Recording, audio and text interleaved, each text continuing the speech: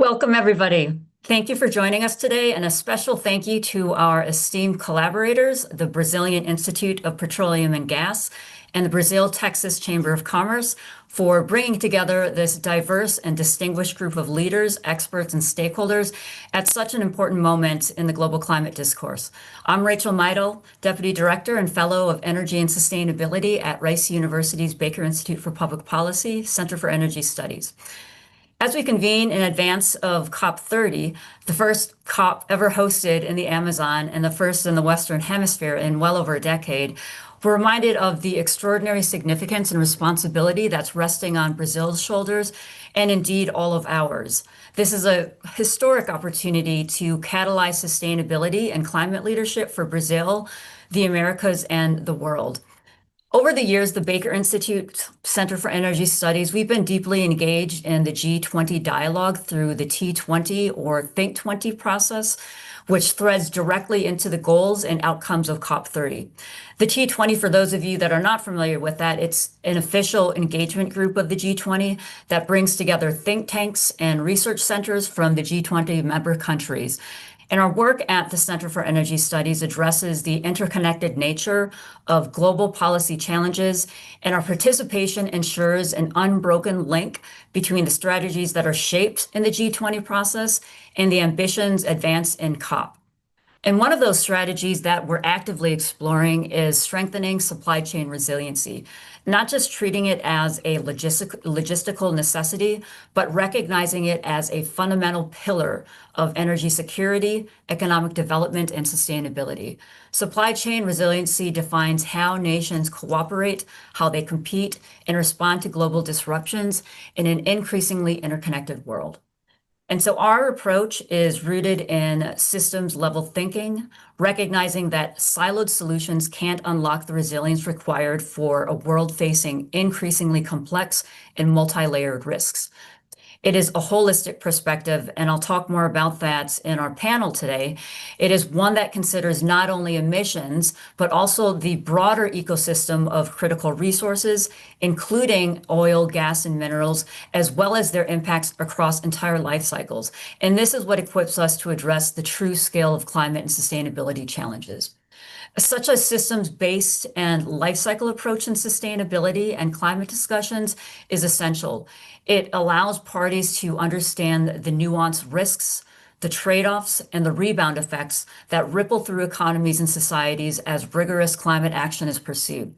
So moving beyond emissions accounting is necessary to appreciate the vital intertwined roles of traditional energy sectors while driving forward realistic climate targets and sustainability practices. And this is to ensure that progress is in one domain does not inadvertently generate setbacks in another. So as we begin today's strategic dialogue, we have to lean into the complexity before us with a shared commitment to progress, recognizing that the insights we gain can help shape not only Brazil's sustainable future, but also advance global efforts that balance social, environmental, and economic risks and opportunities within an equitable and resilient development pathways. So I want to thank all of our distinguished speakers, and to those of you for joining us online today. And Roberto, I will now turn it over to you.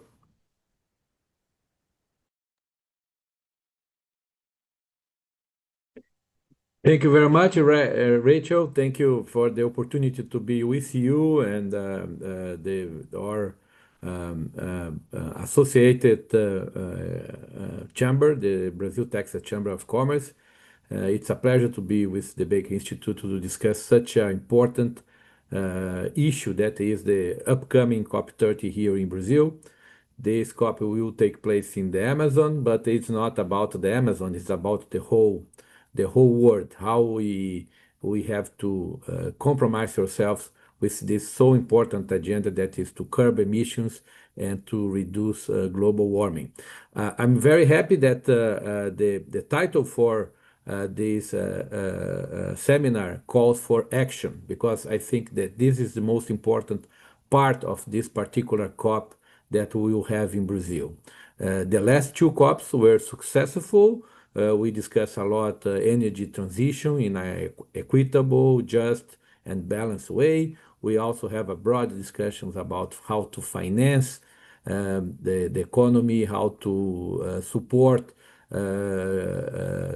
developing countries in terms of how to promote an energy that has less emissions. But now I think it's come the time for really to implement the projects, to find ways to speed up the energy transition. And that's what we are going to be very focused in COP30. The Ambassador Correa do Lago and his team, and we are very happy to have here João Marcos Paes Leme, that is part of the negotiating team that is promoting the first discussions, preparing for COP30.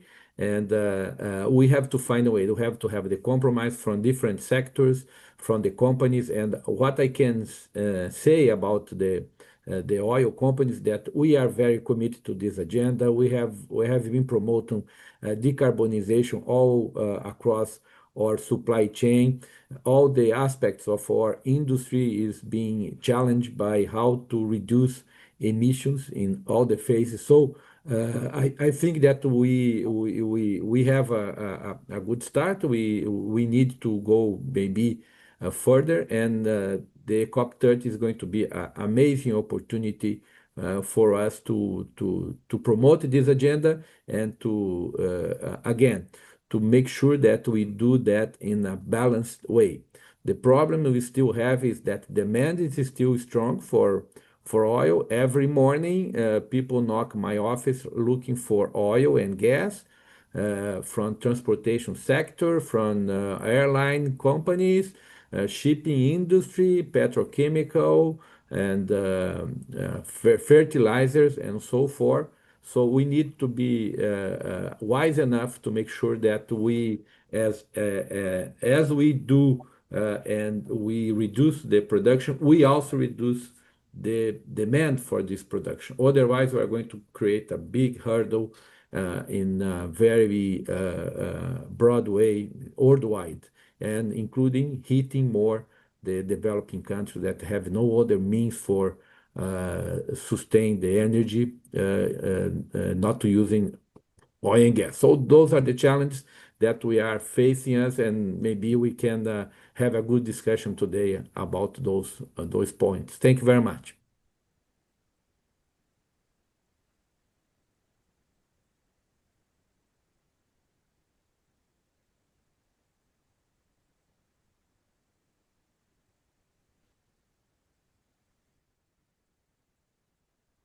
Good morning, everyone.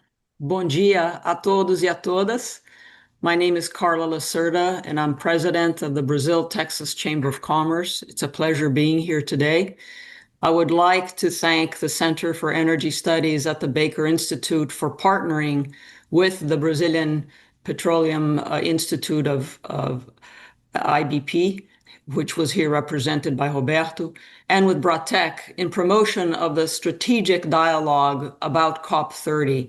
Largely, most of us are based here in Houston, and so this is a really great opportunity to bring this dialogue to one of the global centers of energy in the world. I would like to extend a special thanks to Roberto Ardenghy, president of IBP, who came forth with the idea and was instrumental in bringing key stakeholders and speakers from the Brazilian government and Brazilian associations to this important discussion. Without his dedication and that of IBP's staff, we couldn't have built such a robust program to share with you today.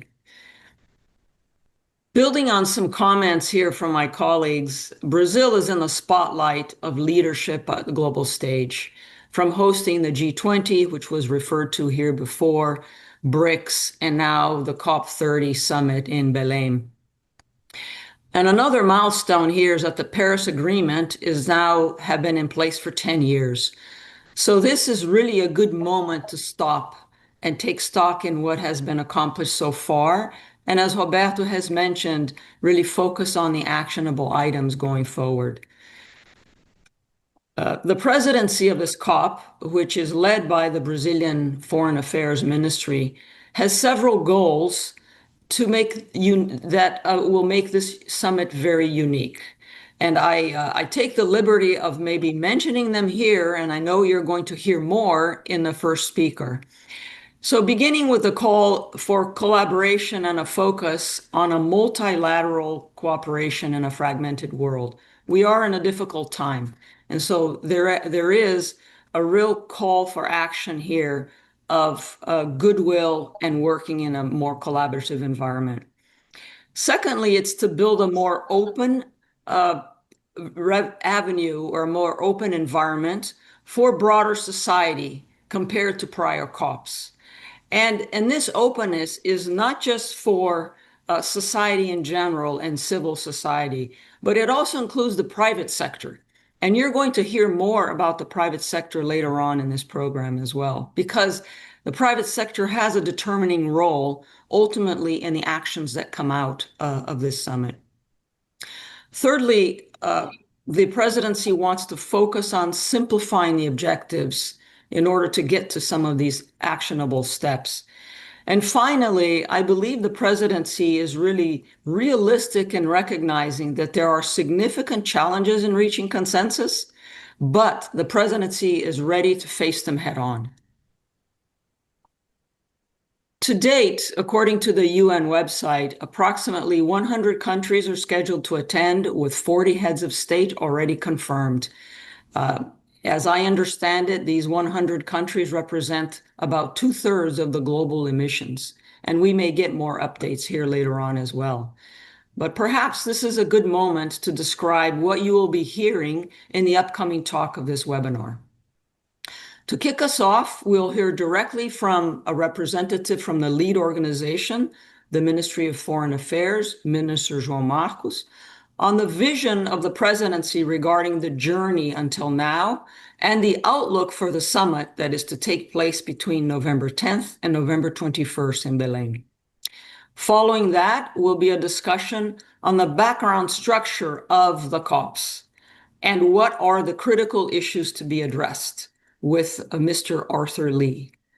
Then we will have a panel discussion moderated by Rachel Meidl, who opened here today, where a group of experts will provide input on energy, mining, petrochemical sectors, including the view of the Ministry of Mines and Energy, where many of these topics intersect. The next to the last section will be a review of the supply chain as it impacts generally the industry, a description of its resiliency currently, as well as where it intersects with some of the COP initiatives. And finally, Roberto will close out the seminar with a perspective from the Brazilian Institute of Petroleum and Gas. We are very pleased to have him here. He will also attend COP30, so it will be great to have his input based on his experience, as well as what he sees will be an outlook to come. If I may paraphrase from a consulting group based in London called E-Company period, ECO period, which I thought was quite telling. And that is, the Amazon isn't just a place to go. It's a reminder of what's at stake.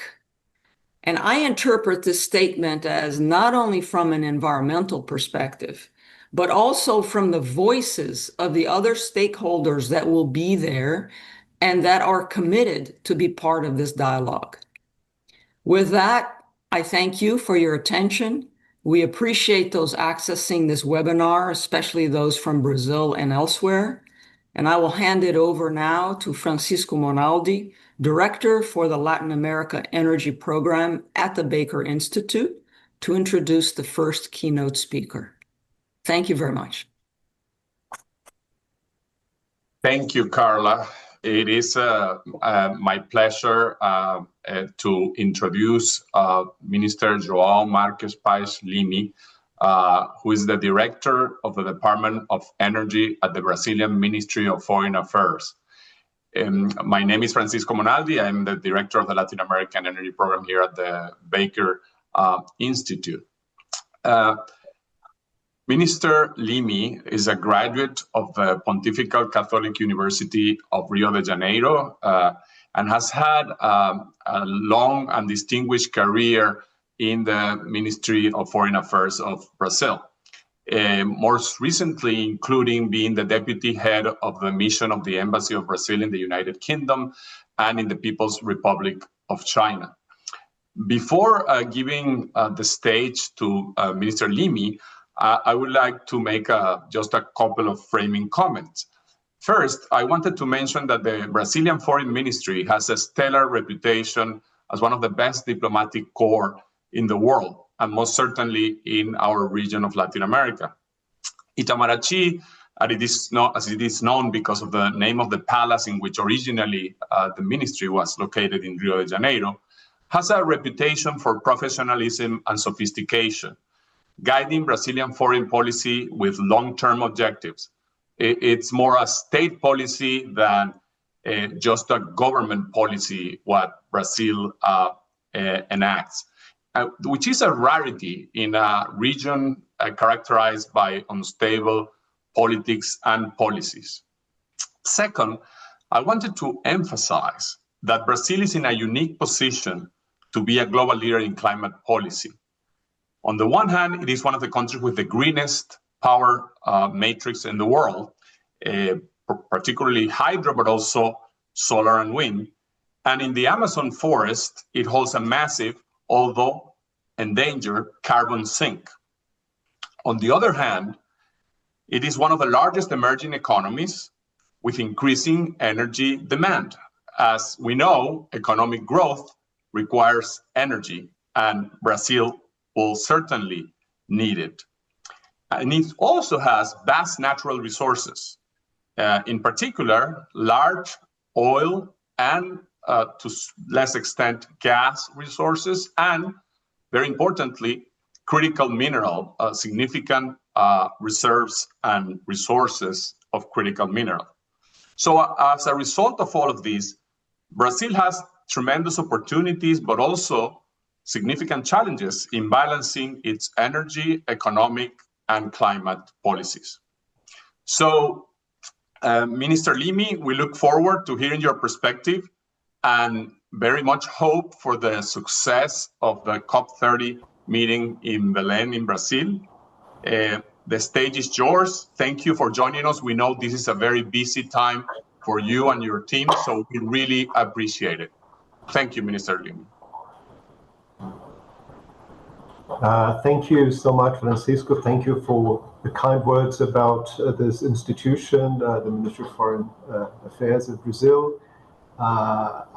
There's another diplomat in disguise in the room who spoke previously, my friend Roberto Ardenghy, who has had also a long career here before moving to the private sector, and I'd like to thank him for this invitation, the IBP. They are great partners in our endeavors here. Of course, thank you also the Center for Energy Studies at the Rice University's Baker Institute for Public Policy and the Brazil Texas Chamber of Commerce. So, let me talk a bit about this next challenge we have before us here. Somebody mentioned the G20 last year. It's been a couple of hectic, intense, and very challenging and interesting years for Brazil. We were presidents of the G20 last year, and I think that COP30 is in a way a continuation of matters that we try to start building from the G20 through the BRICS presidency also this year into Belém in terms of energy transitions and fighting climate change. I think this session is also timely because we just had here in Brasilia this week the pre-COP, which is the last event prior to COP itself, which is just 3 weeks away. So I'll talk about the pre-COP briefly a bit later. But as Carla mentioned, COP in the Brazilian Amazon is not something trivial, not least because it has logistical challenges, which is very much in the papers over the last months, but I think it's in a way stealing the thunder from what really matters. So let's not talk about the challenges of Belém as a host city, but of the powerful message of having a COP in the Amazon, Brazilian Amazon rainforest.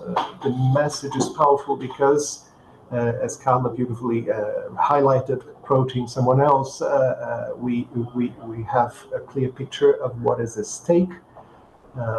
We also have a picture of the possibilities and of messages around the economics of the forest. We should remember that Brazil has been able to preserve 84% of the Amazon forest through 500 years of history.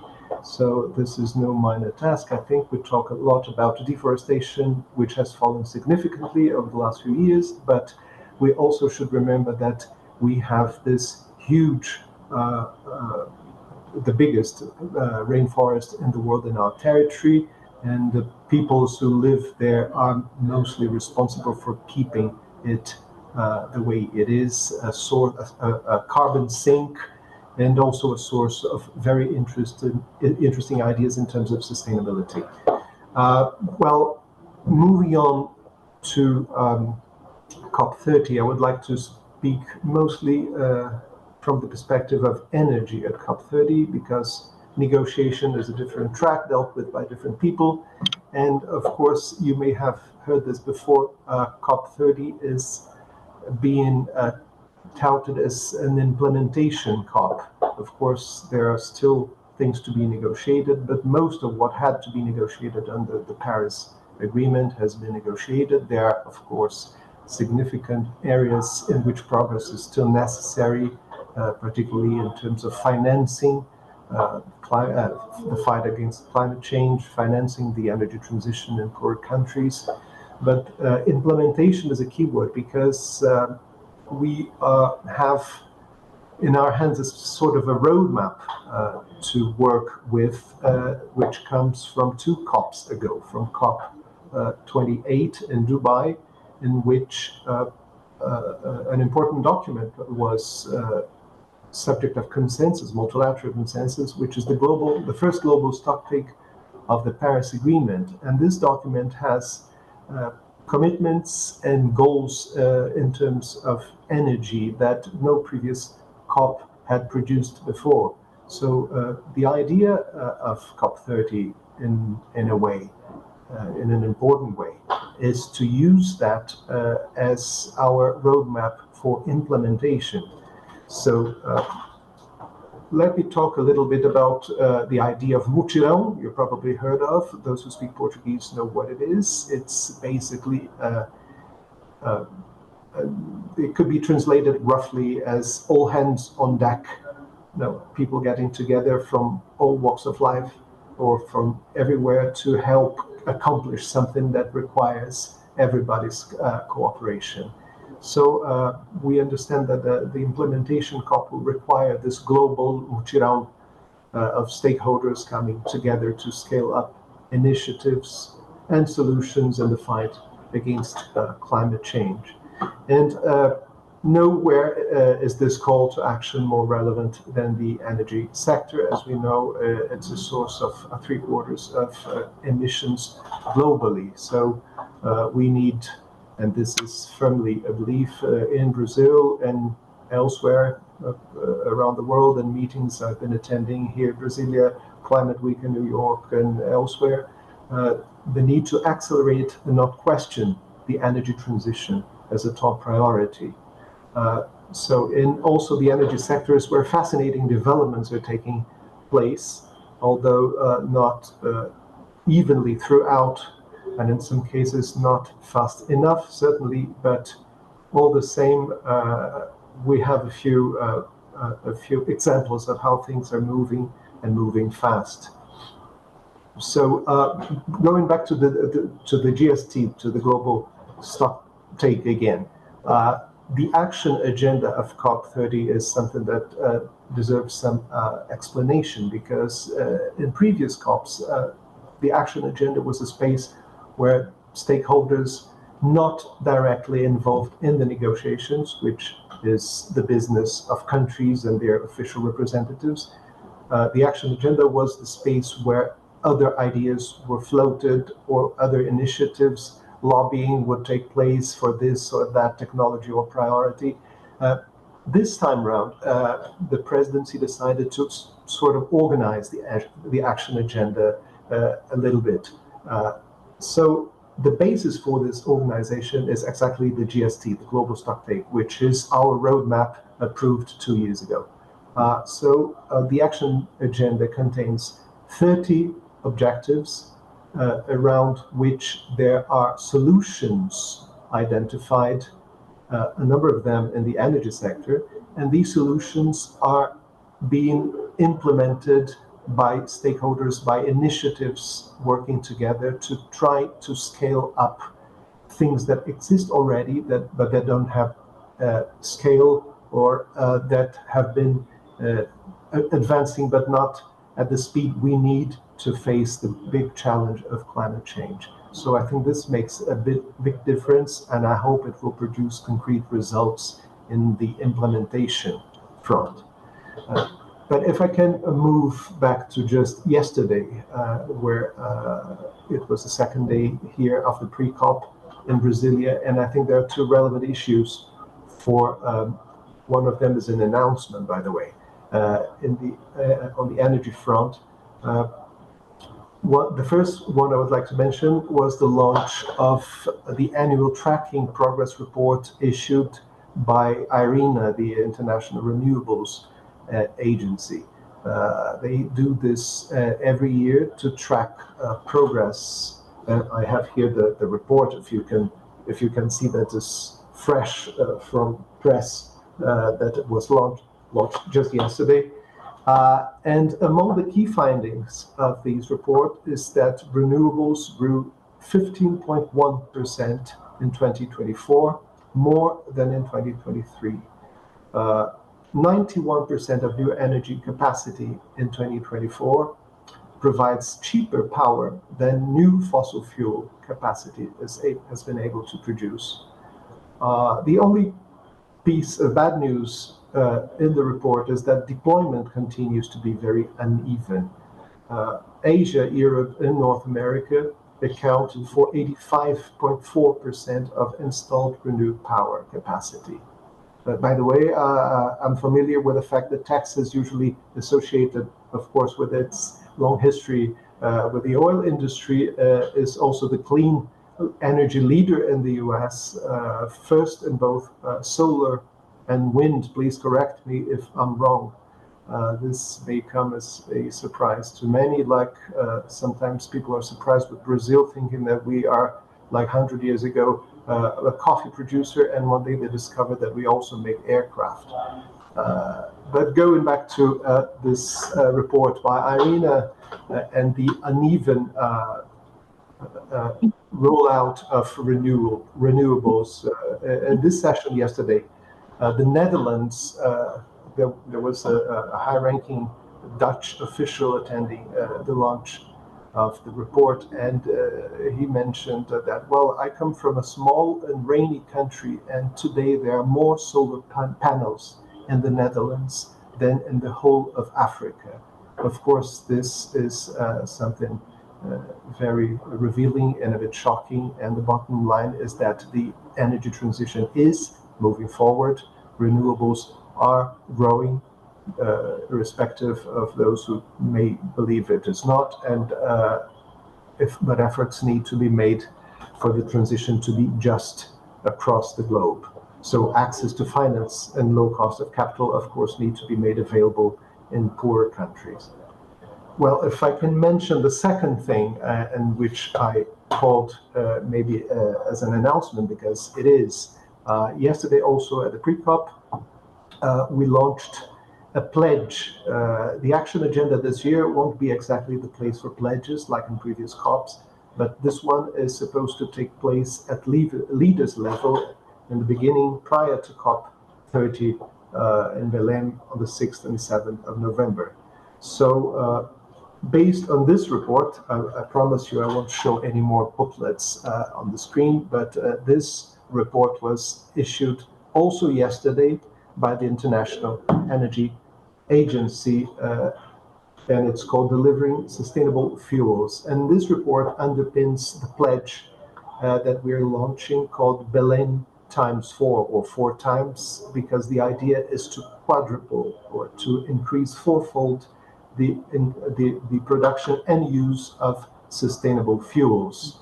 And when I say sustainable fuels, it's not only biofuels, in which both Brazil and the US have tremendous experience with, but also e-fuels, hydrogen and derivatives, biogases. So the idea is to complement clean electrons with sustainable molecules, because as most of us are aware, hard-to-abate sectors will not be decarbonized through electrification. So air transport, maritime transport, even road transport, cement industries like cement and steel are hard-to-abate sectors, and electrification is not a solution for those sectors right now. But sustainable fuels might be, and some of these options are already mature and can have a drop-in effect in decarbonizing these sectors, and by doing so complement the role that electrons are already playing with the solar panels and wind and batteries elsewhere. So during Climate Week in New York a few weeks ago, I was pleased to attend a session in which the private sector launched their pledge in favor of increasing the production and use of sustainable fuels, including some oil companies. And they handed a joint letter to the COP president designate, Ambassador Correa do Lago, requesting COP30 to drive international collaboration and commitments to increase the production and use of sustainable fuels. So these are efforts to decarbonize energy systems. So increasing renewable energy capacity is an essential part of the energy transition, and it's a condition to keep the 1.5 temperature goal within reach. And I'd like to go back to Roberto Ardenghy's comment on the role of oil and gas companies. And of course, this has been an oversimplified debate, and you can only decrease production of something when you have alternatives produced at scale to replace that offer. So it's an old demand and supply question that cannot be solved with arbitrary policies. As the GST states, the transition away from fossil fuels has to be done in a just, orderly, and equitable way.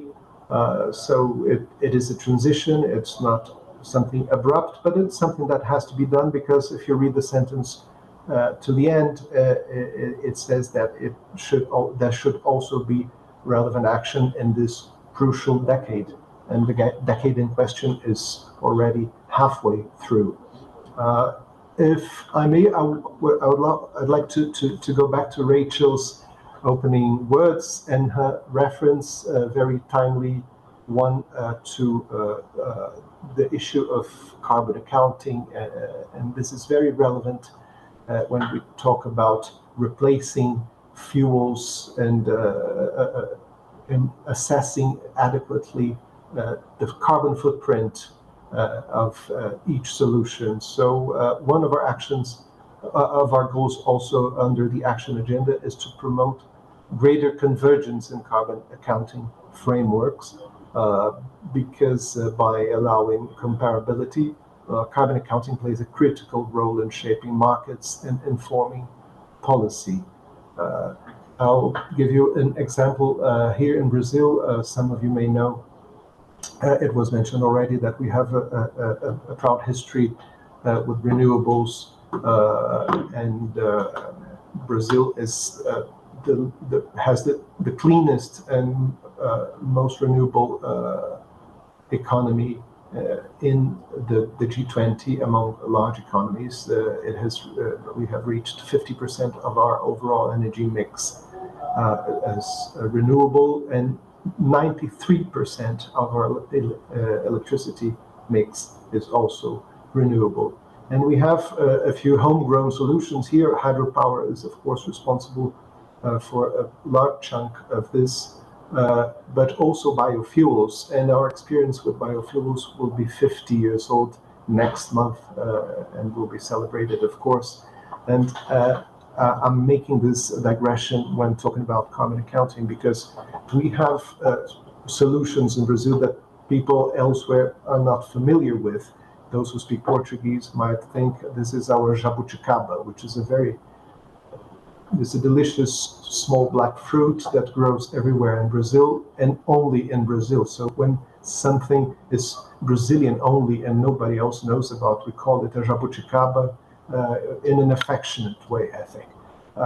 Sometimes with a hint of criticism to it, but it's not the case here, because our experience with sustainable fuels and sustainable biofuels, in particular in Brazil, is tremendous. It has avoided the emission of huge amounts of greenhouse gases over the years. And most companies, most car makers in Brazil are not investing in electric vehicles. They are investing in hybrids with flex fuel. Flex fuel is an engine that has been in use in Brazil for 20 years now, and you can use any percentage of ethanol. My car is 100% ethanol. I never used petrol or gasoline, as you call in America. I only use ethanol. And these new cars, the newer cars, are hybrids with this flex fuel engine. So you have electricity coming from our 93% clean electricity mix, and or gasoline, which has already 30% of ethanol in it, or up to 100% ethanol. So the carbon footprint of a vehicle like this is very, very, very low. If you compare it with an electric vehicle, nothing against electric vehicles, but an electric vehicle elsewhere in the world where the source of electricity is not sustainable, it comes from coal, which option has the cleanest or the smallest carbon footprint? So going back to Rachel's mention to carbon accounting, these solutions have to be measured with the same criteria so that we know which ones are more favorable, and this will change from country to country. But of course, and Roberto will talk about this, Brazil is also a relevant oil producer, and we don't see any contradiction here. Oil is a source of energy that the world is still very reliant on, and there's no reason for a developing country not to supply this demand. But we are in a transition, so we have all of us. We have to prepare for the next years and decades and try to accelerate transitions to the best of our ability. Well, I think I'm already over time here. I thank you very much again for this invitation. It's really an honor to speak here. Thank you very much, and I wish you a fruitful discussion in the next panels. Thank you very much, Minister Leme. It has been a great overview of the issues that we are going to be discussing throughout the rest of the event. I might add something that probably Roberto will mention, which is that Brazil's oil has a very low carbon intensity compared to the oil of other regions.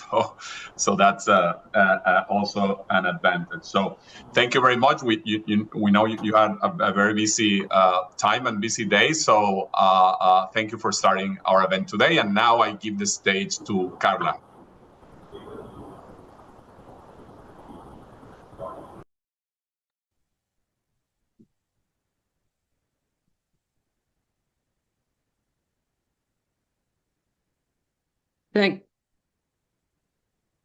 Hello, thank you, everyone. We are now back here for the next panelist. If I may, I just want to make sure, Arthur, are you online? I am, yes. Yes, I'm here. perfect. Thank you. Thank you, Minister João Marcos and Francisco, for this great overview, which now ties in quite well with the next section here that we would like to share with you today. I am really thrilled to introduce Arthur Lee. Arthur has a long career with Chevron, almost 31 years, where he exercised a variety of corporate-wide roles in strategic positioning and policy development on issues ranging from internal energy policy to actions addressing climate change. He represented Chevron in a variety of climate-related associations and work groups. And today he is retired from Chevron. However, he's still very active, where he remains as fellow emeritus, and he continues to train and mentor employees. In fact, we're quite lucky to have Arthur join us today because he happens to be in Houston on one of these missions. Among his many accomplishments, Arthur serves on an intergovernmental panel on climate change, the IPCC, and in 2007 was awarded a certificate recognizing his contribution to IPCC's Nobel Peace Prize in that year. So it's a really fantastic feat. And what I'd like to highlight now is the aspect of his background that is most interesting to us as it relates to this webinar is that Arthur was an official observer and contributor to the UNFCCC's negotiations. That's the United Nations Framework Convention on Climate Change. And he has been associated with the COP meetings, the COP meetings, since number 5 in 1999.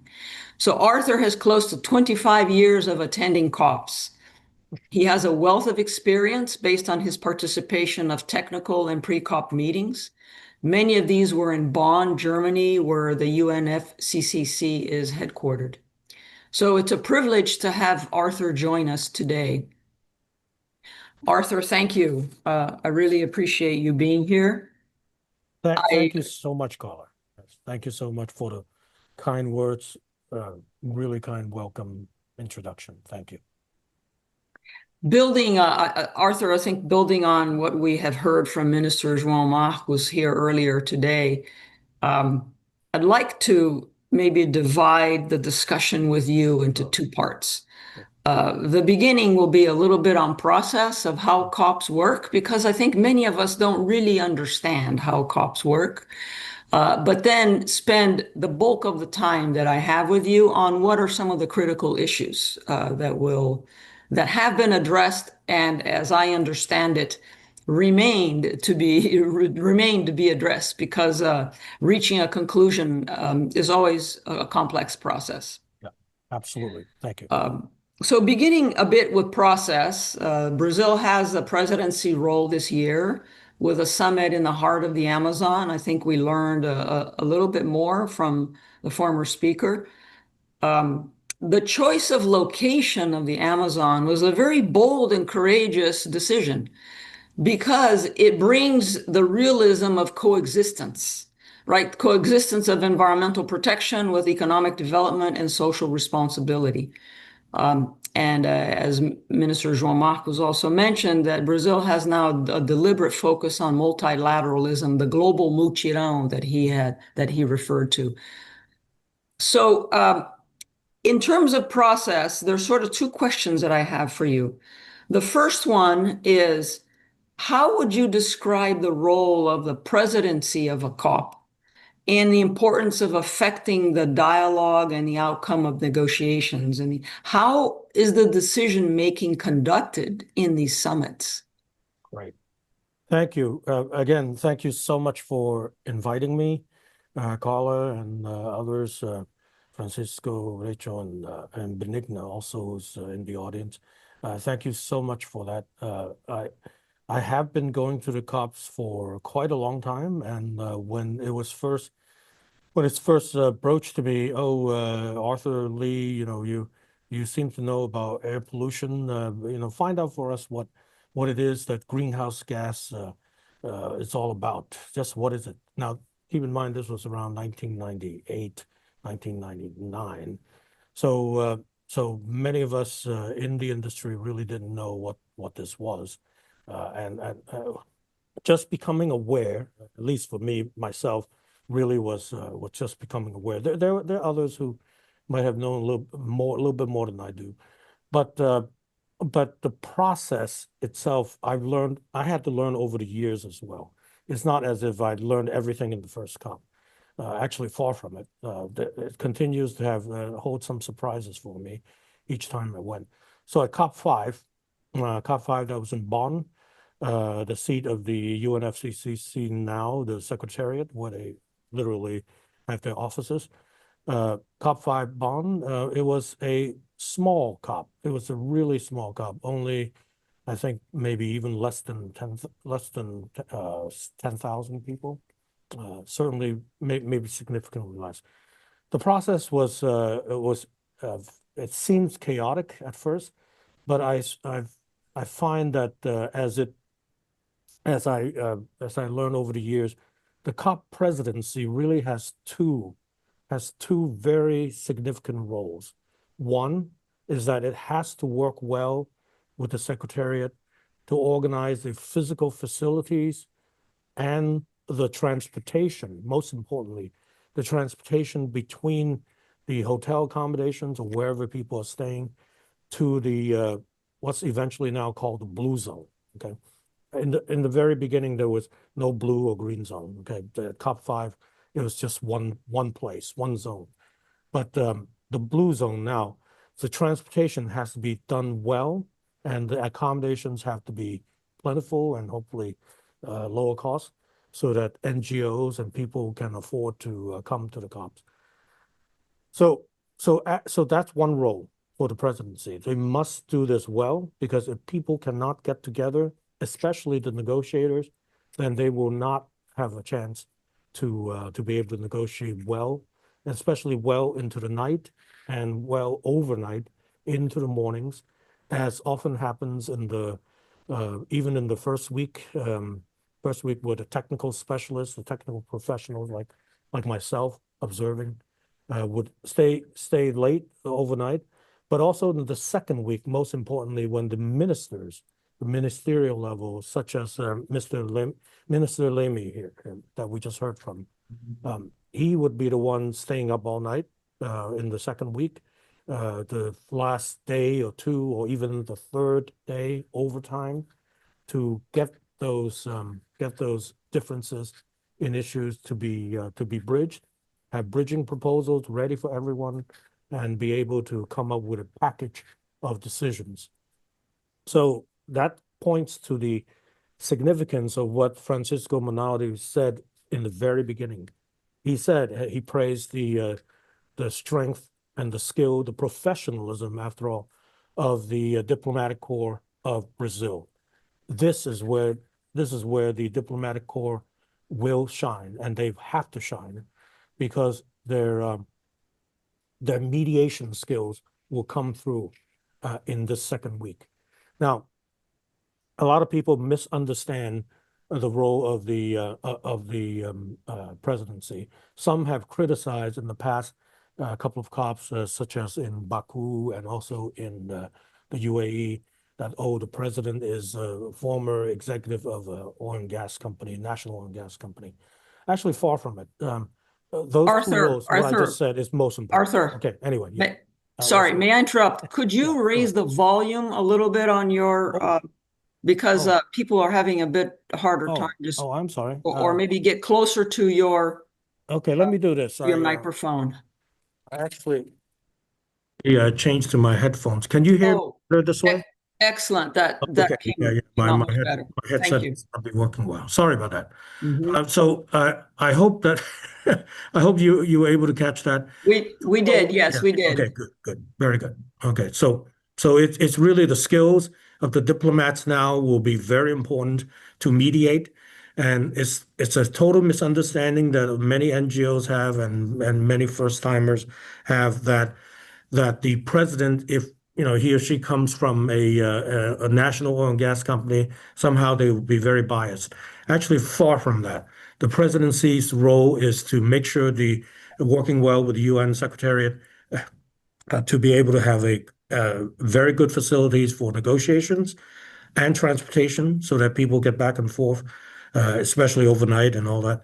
And also the diplomatic corps has to be really good in mediating differences between countries. So that's very important to understand, that the presidency does not try to drive the agenda towards oil and gas or some other agenda. Okay, it's very important to understand that. Now, I won't put it past any presidency to have an influence on the theme and the workings and some thematic package at the end of the day of the decision, to have some to really color the package of decision to be in a certain way. Now that's up to the presidency. But the most important part is to make it successful is the presidency need to come with very good mediating skills. Okay. Thank you, Arthur. Now that was a very nice description, and as I understand it, there are a number of meetings that take place. I basically view a bit of this as a pyramid, right? Because there's a number of technical and pre-COP meetings that take place where there are official constituencies, such as the business community, which I understand you represented. Right. But there's gender, environmental, indigenous, research, youth, and all of these are providing input and feedback into the system, and it somehow gets compiled and it's taken then to the summit. Is that how you? Yes. That's how it works. Yes, thank you. And there's trade unions too. The labor movement is also very strong. Indigenous people, of course, they gained a platform in Katowice. That was back in COP 2024, I think. Yeah. Sorry, I've been living my entire career and most of my career and my life, recent life, 25 years in terms of COP numbers. So sure, it's a bit pathetic. But I'm letting my job take over my life. So yes, I've lived my life in COP numbers. So yes. So in terms of what the constituencies do, okay, I was with the BINGOs, the Business Industry NGO, that's the BINGO, and there are many people who come to the COP as ENGOs, ENGO, okay. So each of us is very much through the I guess the generosity and the budgetary largesse, if you will. I shouldn't say largesse, that sounds very loose, but the budgetary consideration from the Secretariat, they provide actually office space for the constituencies to gather. And there's also, they provide rooms, not big rooms, but smaller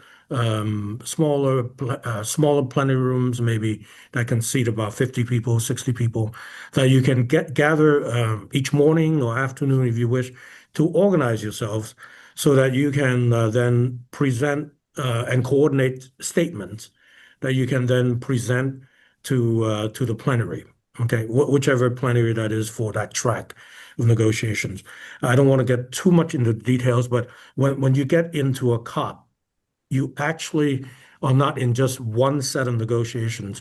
In the first week, there are two main ones, the subsidiary bodies negotiation, one for implementation, and there's one subsidiary body or SB for science, technology, scientific technological advice, SBSTA, SBSTA.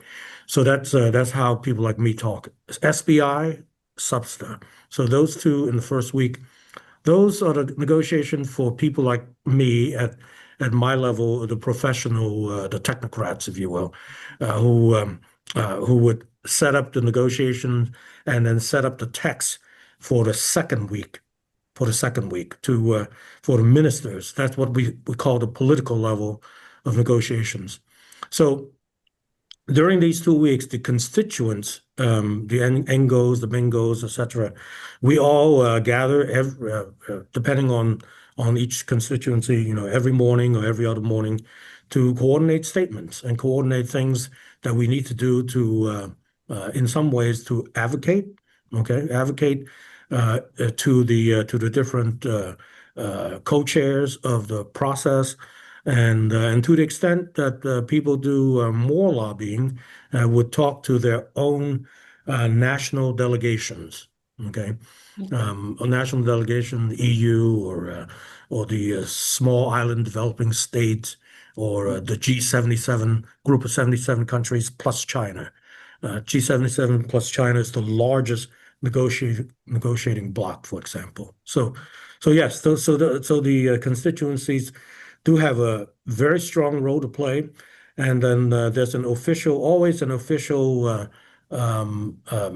slot for all the civil society, all the NGOs, to be able to give input officially at a plenary meeting as well. And there are specific periodic plenary meetings called by the different bodies, the SBSTA or SBI, and then later on called by the COPs or the CMA. Excuse me, I'm getting into a lot of the details. Maybe CMA is the whole body. Excuse me, the whole body for the Paris Agreement. Okay, for the Paris Agreement. Okay. So anyway, perhaps no worries, Art. Thank you. Perhaps this is a good moment for us to pivot and talk about what are some of the critical issues that will be addressed in this current COP, because I think many of them sort of remain from the past, which I know you are well aware of. Right. From the notes that I have here, I basically have 3 of them, and then we'll take one at a time. One big one is financing, which was already mentioned by former speakers. The second one is a submittal of global stocktake, the NDCs, the National Determined Contribution Targets. And then thirdly is the Just Work Transition Program, which means shifting to lower carbon economies without negatively impacting workers, communities, and vulnerable populations. So let's start with the big one first. Let's start with financing. As I've been reading more about financing, it's really allocating funds, mostly from developed countries to, however, it's been deemed insufficient and significantly lower than expected. And as I read sort of the flow of funding, there's 3 buckets of money, of funds that can get allocated. One is allocation towards mitigation, that is to avert loss and damages. And then in the continuum, it would be to adaptation, which is to minimize loss and damage. And then finally, in the event of an occurrence of a climate event, it goes into full loss and damage. So tell us a bit about your experience on how the financing discussion has taken place. How are funds allocated, and what's the critical issue in terms of moving forward here on finance? Yes, thank you. And the reason why we're talking like this is that money is always at the root of the significant differences between countries. Okay, between people too, but I guess between countries is really significant. Money is so important, and a very diplomatic, nice phrase for it is called. I think it's actually called measures of implementation. That's one of the phrases that actually substitute for money, measures for implementation. So whenever negotiators start talking about measures for implementation, they're really starting to talk about money. Okay, so the 3 buckets, as you said, mitigation. Okay, that's been around since basically the very early COPs, single-digit COPs, the Global Environment Facility, and also the Global Environment Facility is one of the big ones, and then later on the Green Climate Fund that we have now since the Paris Agreement. Okay, so those 2 have been the mitigation kind of box of money. And the reason I mentioned those is because when they were first agreed, there was no modality, okay, no way of actually doing anything with this money. Even if countries pledge to give money, where do they give the money to? Who's going to manage the money? So that's the modality part of the negotiation every time, that there's something that even if you agree to money, to giving money, who's going to govern it? What's the process? So all these modalities and procedures, as the UN negotiators call it, modalities and procedures have to be negotiated as well. Okay, so Green Climate Fund has been agreed to for several years now. So it's existed for a few years. So its own secretariat sits in South Korea. The GEF, I forget exactly where it sits, but it's there, and it's been dispensing money. Okay, there's also a technology, basically a technology fund, a small one, for climate technology transfer. Okay, a small one. And then there's the adaptation fund, which has been in operation at least since Cancun COP16. So that's also that's the two buckets that you just mentioned, two of the three. And then loss and damage for the longest time. Countries such as the EU and the United States and other large OECD countries have resisted for a long time the establishment of anything called loss and damage. The breakthrough, first breakthrough was in Poland, Warsaw, Poland. That was in COP19. Yeah, COP19. It was a couple of years before Paris. Paris was COP21, excuse me. So it was a couple of years before Paris in Warsaw. And so at that meeting, the International Mechanism for Loss and Damage was first created. Now, having a mechanism is fine, and then a mechanism, in UN terms, means there will be a separate body, a UN body that will be set up with a chairman and a board and staff, people that will actually work the issues, aside from negotiations. Okay, so outside of negotiations, once you have a body like a Green Climate Fund, or in this case, an international mechanism for loss and damage, then they have a way to actually addressing technical issues in a different schedule from negotiation. So they're actual staff and employees that work in such a place, but they don't have money. Okay, so loss and damage had not had money, and they've only had money allocated to them from the secretariat according to negotiations, allocated to them just to operate themselves, the staff. Now, the loss and damage fund was actually agreed to back in not Sharm el Sheikh, I think it was actually it was a Sharm el Sheikh. So it's COP27, and once that was I'm losing a little track here. It might have been at UAE, but anyway, the loss and damage fund was just created just a couple of years ago. And there's no money in it. Okay. But again, the UN now has something. They have staff, they have people, but now there's a box. A box, there's not too much in it, only several, I think about $800 million in it, pledged by various countries.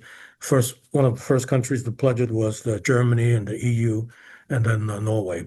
Oh yes, that was pledged at the UAE, so it was COP28. Excuse me, I'm trying to recall things, recall my COP numbers. So that box was created, but there's no money in it, not too much money in it.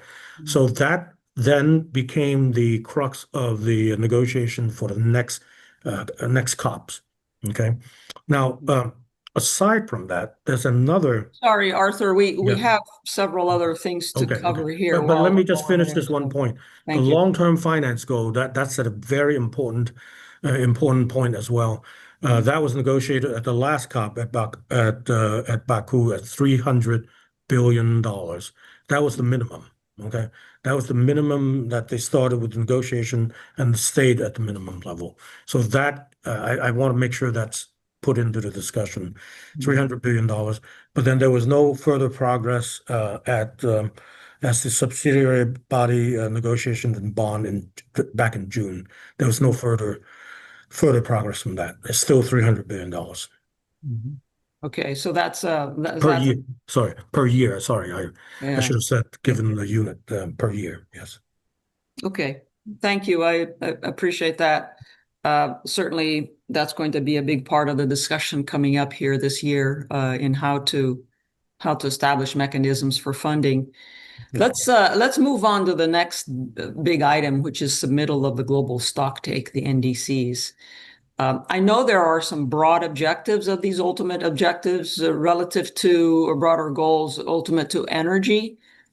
As I'm reading it here, it's a goal of 3 times the renewable energy, Right. 2 times energy efficiency increase, as well as some other low carbon initiatives. So how do countries establish their NDCs? Because NDCs are not something that can be calculated lightly, and each country has to review their own resource situation, their own energy matrix, and in order to come up with NDCs. So can you describe that for us, please? Yes. Yeah, I think everyone here, maybe not every single person, but understand that nationally determined contributions, in a sense, is at the heart of the Paris Agreement. It's really one of the core parts of the Paris Agreement. And it is very much a voluntary part of it, okay? Unlike the Kyoto Protocol, which had mandated timetables and targets. But the NDCs are really voluntary. There is a provision in the I think it was Article 14, I believe, that says that and there's no backsliding in the NDC. Okay, so once you establish something, you cannot then 5 years later say, okay, I'm going to weaken my NDC. That I think in legal terms is some kind of no backsliding. Okay, so you set your NDC according to your national determination, whatever it is that you can do, and so the format and goals and all that for the first 5 years has been it varies. They all varied all over the map, essentially. And so that took a while as well for a few COPs to iron that out, to set up a more uniform metrics, uniform way of counting things. And that's, I think, was actually much more successful at the last COP, well, both at COP28 and COP29 at Baku. That's been more settled now. The metrics are settled, and the years in which you submit them, and then and be counting them again and submitting them again, and also the years where you establish a period like 5 years or 10 years has also been established. So the next NDCs have to be basically submitted like right now, this year, and it's for 10 years, a period of 10 years. So that's now been regularized, okay? At the Paris Agreement and for many years, that's all been all over the place because there were no rules. Okay, now that's been regularized, and in terms of the what the stocktake itself does is that's every 5 years. The global stocktake literally is like it's like your teacher in the classroom, and I don't mean to belittle anyone, but asking each student to come back in and then grade each other's homework assignments. Okay, you've done your homework, you've done that, you set up something, you set up goals, but then your teacher then says to you, each one of you then grade each other's homework assignment, and that's what's happening. That's what happened, in fact, at the last COP during the global stocktake at the UAE.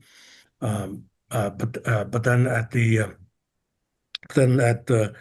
at Baku and now they've had really no no further progress made in how to continue to implement the goals that were set out at the last COP. So again, everything that the UN does in terms of making an agreement with countries has to have some sort of modalities and some kind of procedures to actually make it happen. So that it all comes back down to what is on paper and what the language actually says to each country that they must do to report, and also to then take in more, say, scientific information to measure the progress of the atmosphere, whether there's any change in the atmospheric content, whether there's any temperature changes and ocean sea level rise and ocean temperature, ocean chemistry, all that has to be taken on board as well. But even the scientific input of that, while the countries have been relying on the IPCC for a long time, there's still significant negotiations each time around whether it's just IPCC, whether there should be more, there should be other sources, and what are those lists of de facto sources or not. So all that actually every year there's some negotiations over that, and every year there's always some controversy, and in fact, I recall in Madrid, COP24 Madrid, countries didn't even agree on what the IPCC had said or whether to accept their conclusions. So that was so anyway, I've seen that as well.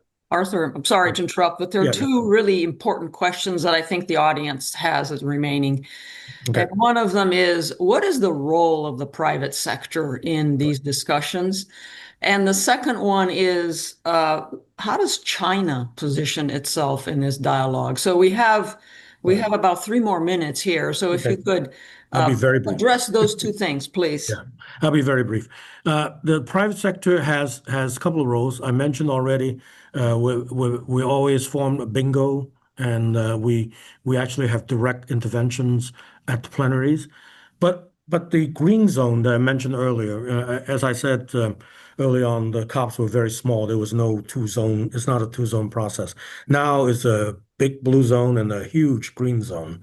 Okay, so the green zone is where a lot of this private sector engagement can also take place. And that was the reason why it was established, was because of that. There were so many more business groups and also just straight, one company, two companies want to host a pavilion at the green zone, or ENGOs and trade unions. They also want to have some kind of pavilion at the green zone if they can.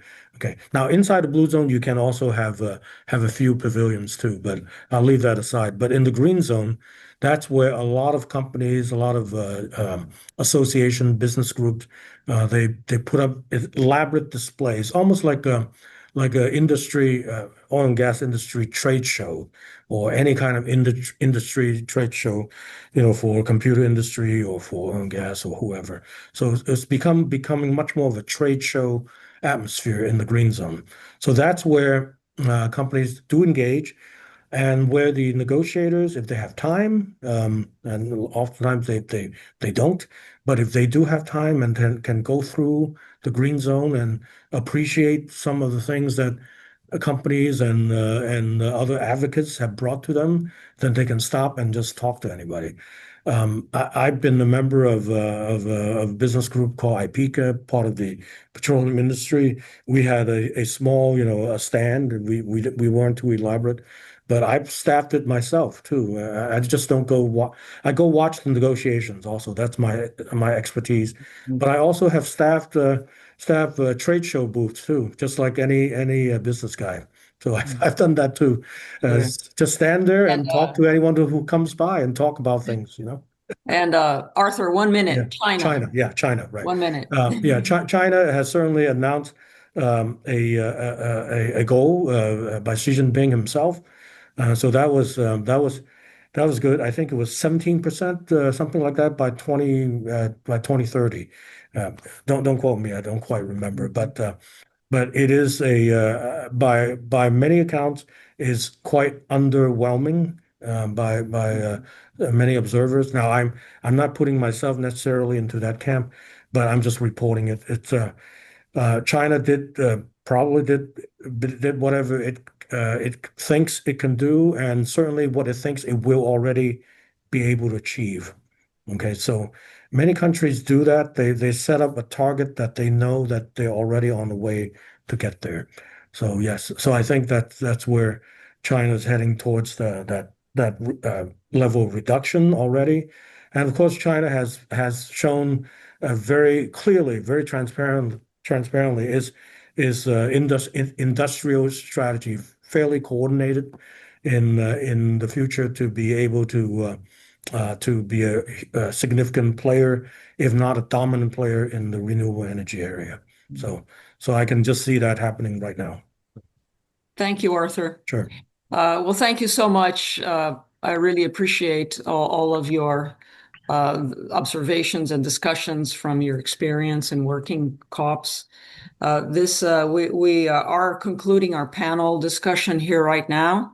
So I would like now is to hand it over to Rachel, who will moderate the next panel. Thank you. Thank you, Arthur. Thank you. On to Rachel.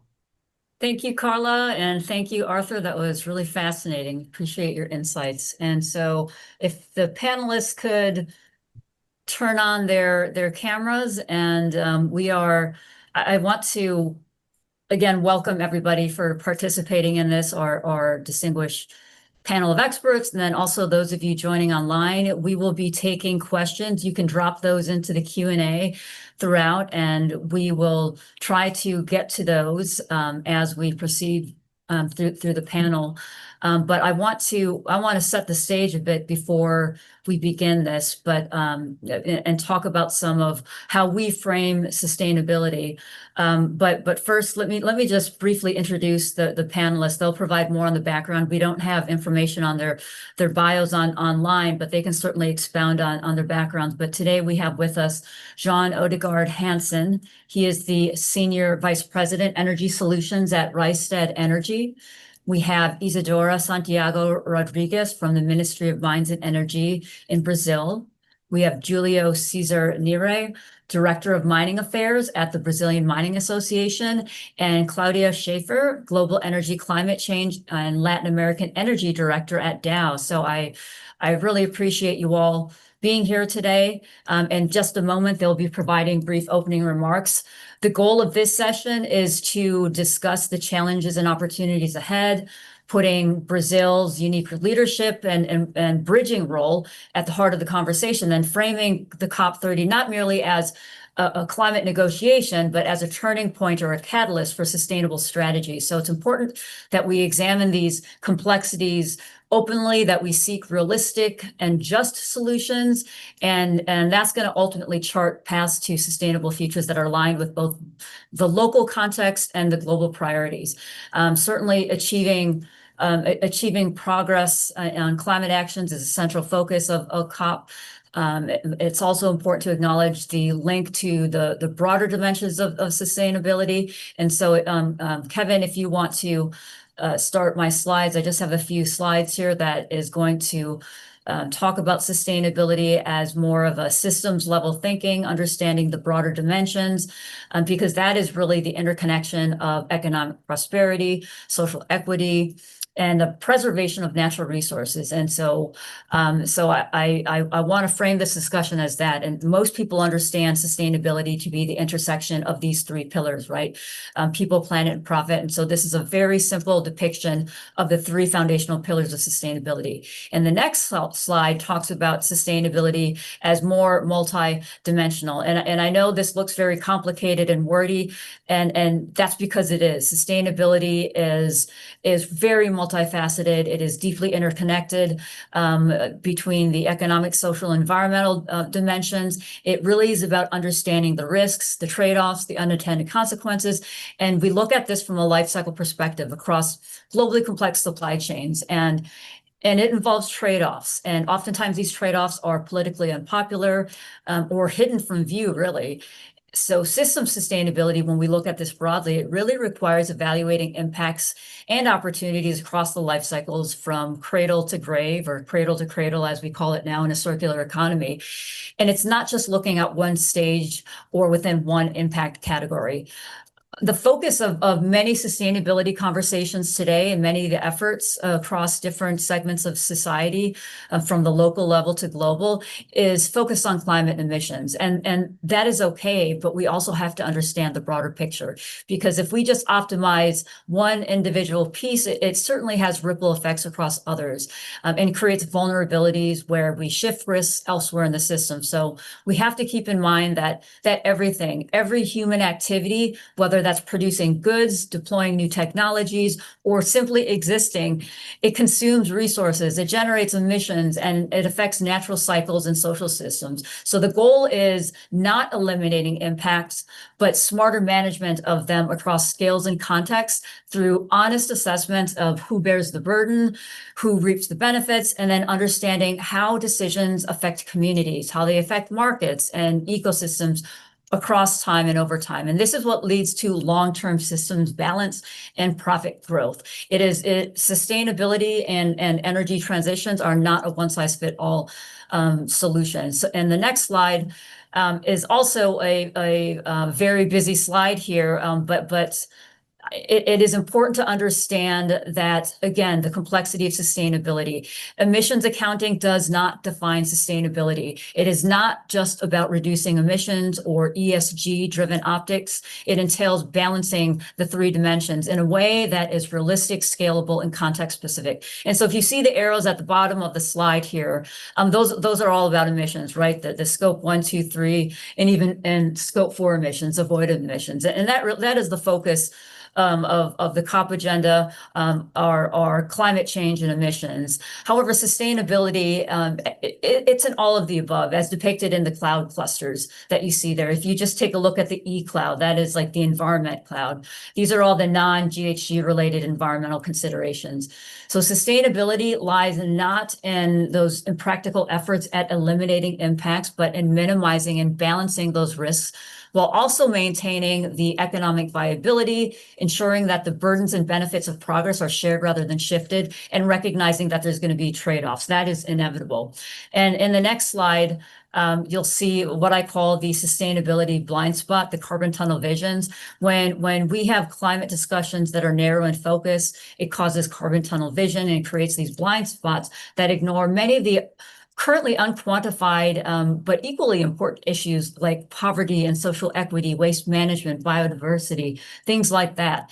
And so insular focuses results in communities that can be maladapted and much more vulnerable to disruptions and less sustainable and less resilient in the long run. And the challenge is not just in reducing those emissions, but again, ensuring that sustainability aligns with energy and resource security, economic competitiveness, social equity, and resilience.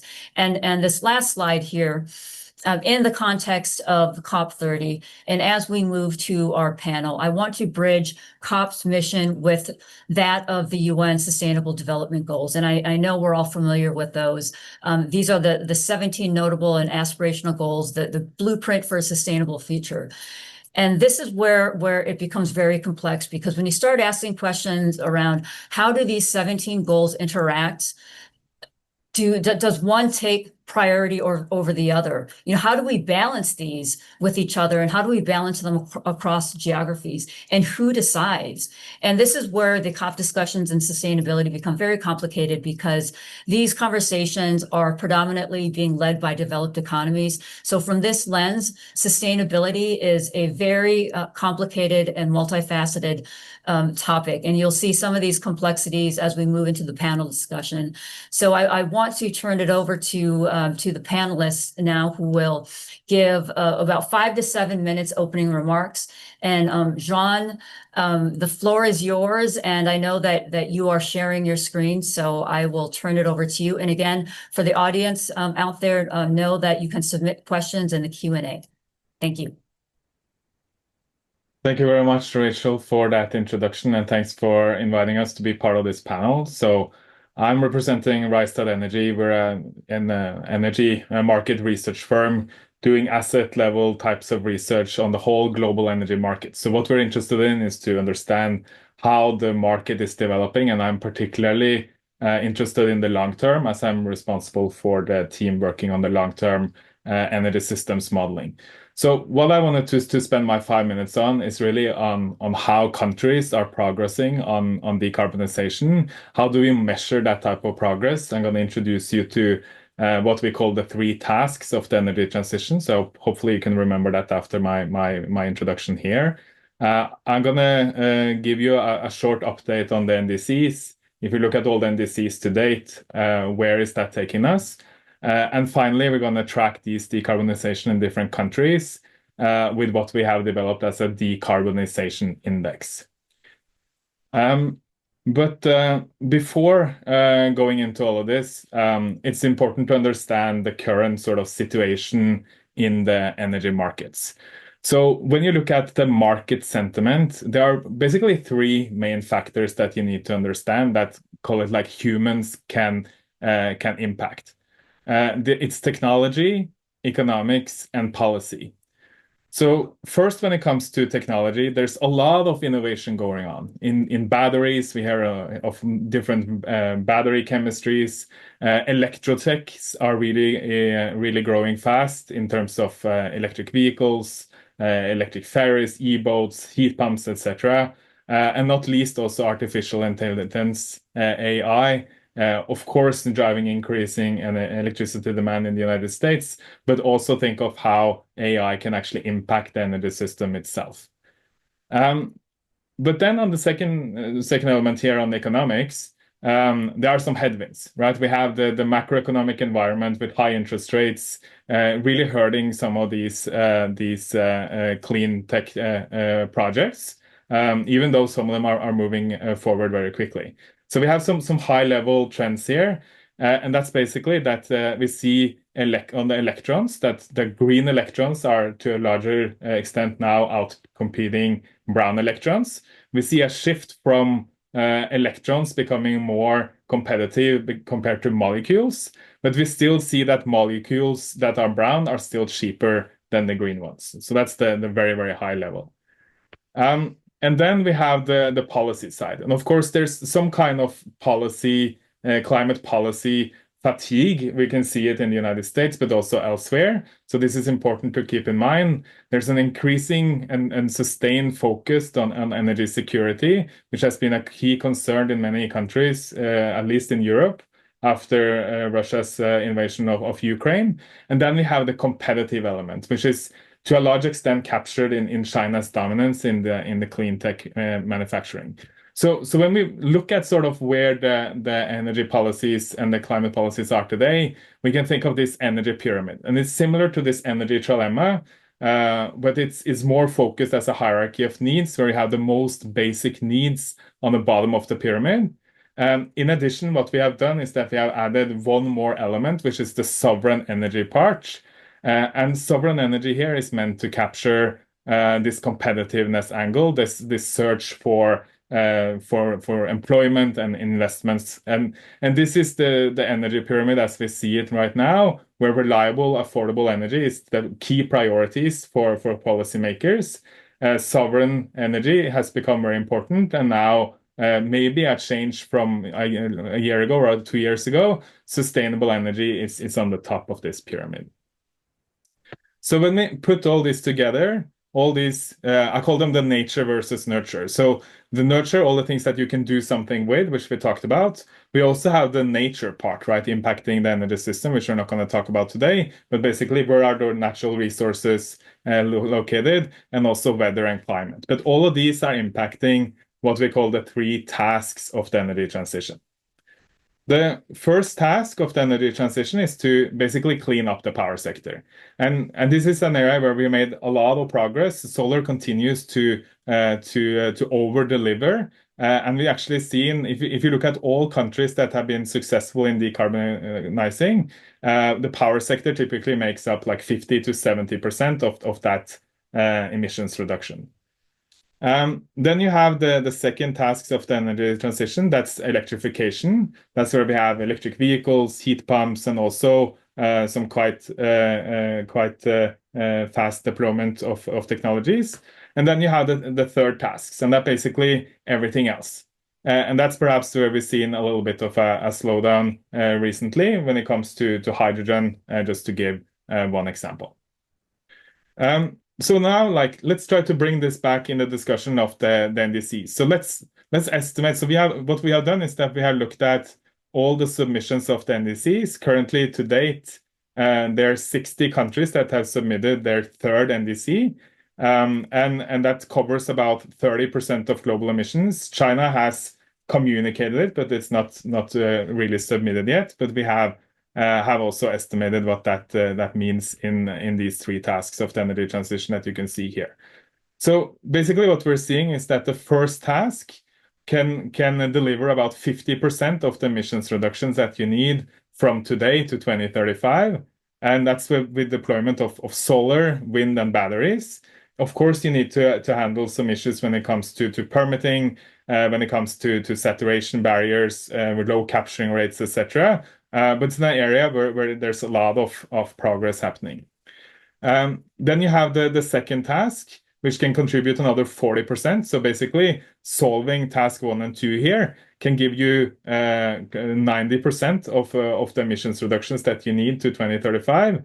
And this is basically where particularly EVs and energy efficiency improvements will have to come in and to deliver emissions reductions. And then the last 10% is basically everything else. So when we put all this together, you can see the emissions trajectory. Basically, most countries now are setting targets for 2035, so that's why we have this time frame. About a 25% emissions reduction from today to 2035. And you can see the 1.5 degree scenario here. Basically require 60% of an emissions reduction. So we're quite far from the 1.5 degree scenario. And then you have the upper bounds of the Paris Agreement, which is the 2 degree scenario there, which is also actually quite close to where we think we're currently tracking. So that's why I call this gap the implementation gap.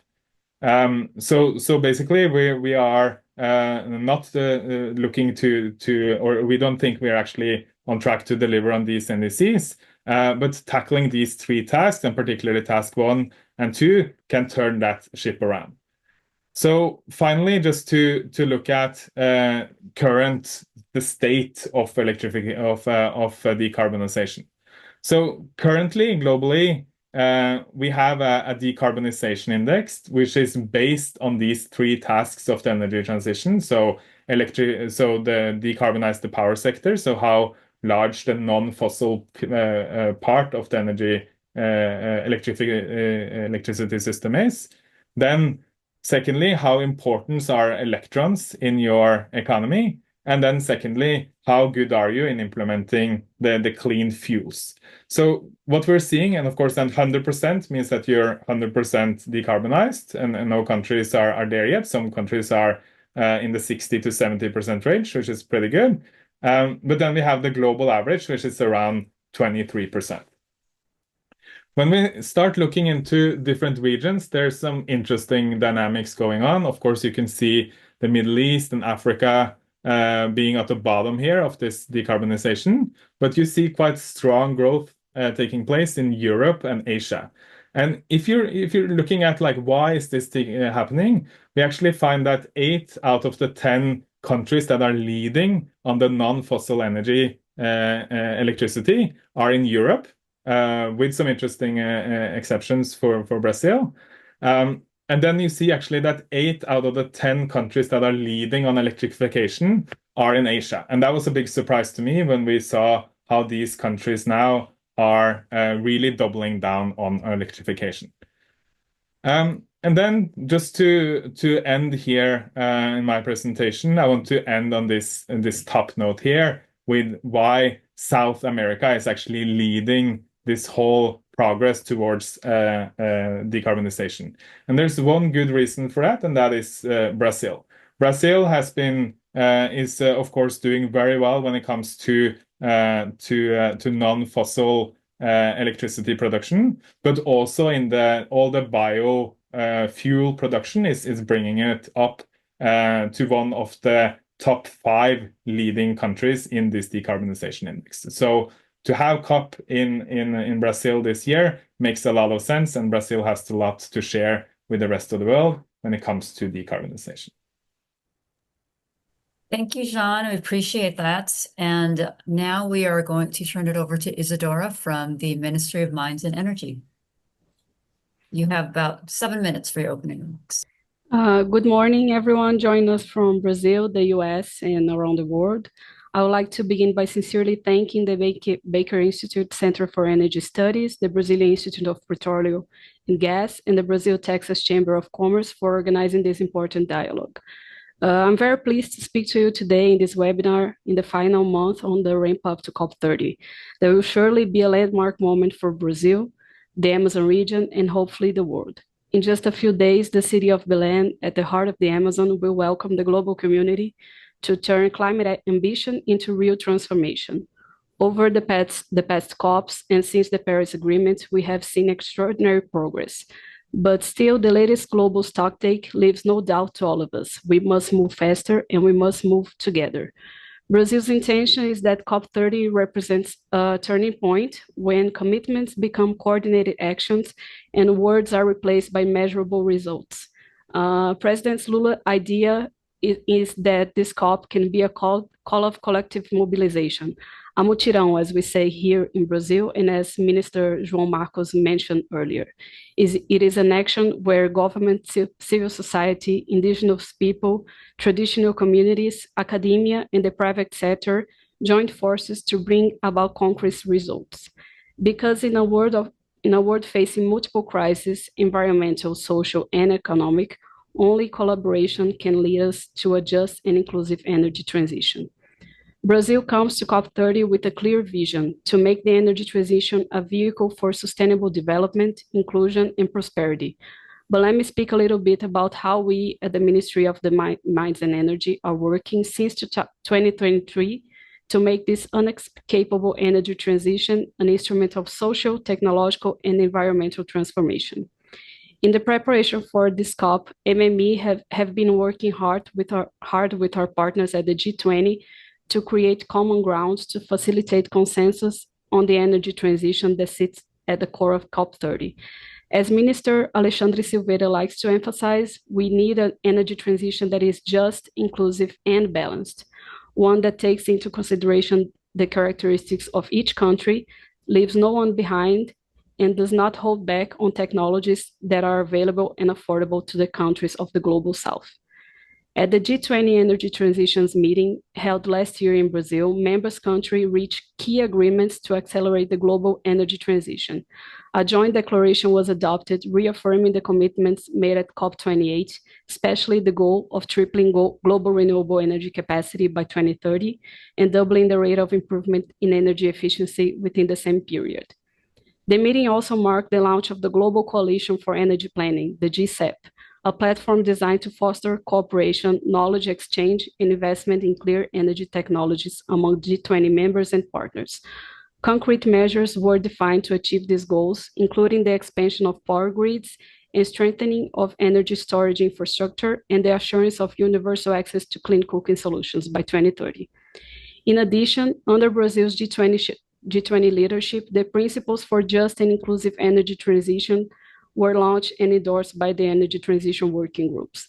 This principle prescribes that the energy transition leaves no one behind, prioritizing affordable energy access, engagement of vulnerable communities, social protection for affected workers, and the creation of quality jobs. Together with the GCEP, they reinforce the shared global vision of sustainable development, stressing the importance of international cooperation to mobilize finance, technology, and policies that enable developing countries to achieve fair, equitable, and resilient energy transitions. Indeed, Brazil's energy transition is not only about technology or emissions, it's about people. Every initiative led by MME was guided by one clear principle: to ensure that the benefits of the energy transition reach those who need the most.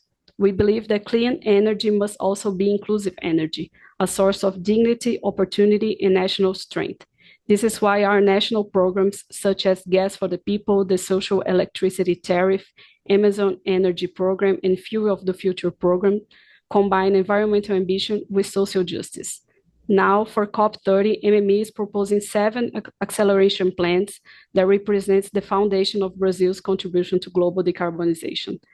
These plans include solutions for challenging for the mining, oil and gas, and electric sectors, and align themselves with the objectives of the global stocktake and the global adaptation goals, ensuring that the climate action translates into tangible improvements in people's lives.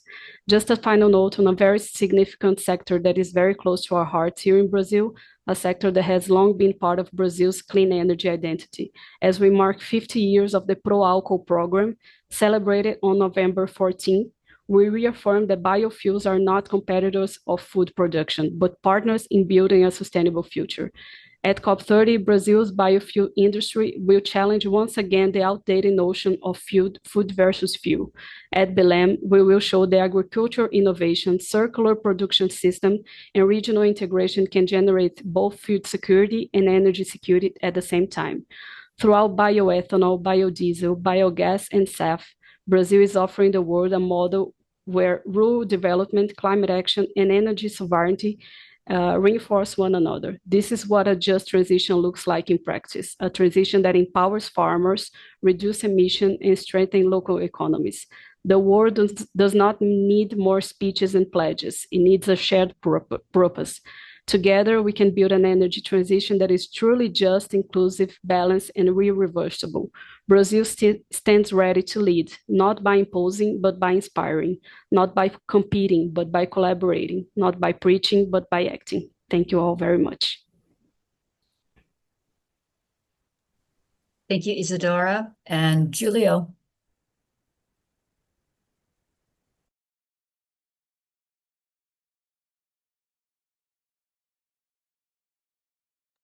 It's okay now. Thank you.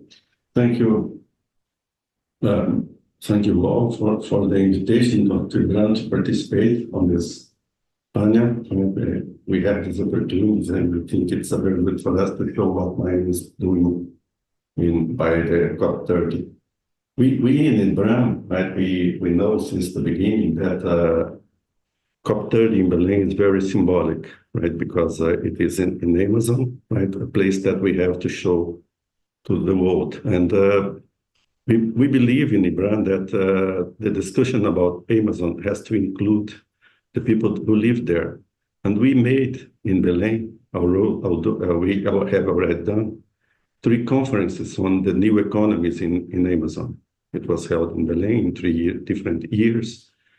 And it was to discuss about the new economy for Amazon, options for the mining in the development of Amazon, right? So we did it, and we involved the people from Amazon in these discussions. We will have another edition this year, but it will not be in Berlin, it will be in Salvador, because our Congress will be there, and also in Berlin now everything is turning to copy, and we will be there in the next November. We have to say that COP30 is a very good opportunity to show Amazon to the world, and we know that Amazon is very important for mining because there we have one of the biggest mining provinces in Brazil, which is Carajás, and also the energy transition with the mining focus, with the minerals needed for this transition is a very important issue in the future. So it's bringing attention to mining as I think never was done before, right? We have now all the focus in the world related to mining due to the needs of the mineral resources for the energy transition. And in Amazon, we have many of these minerals, right? So we can show to them, and we can also show that it can be mined and the preservation of the forest can be done.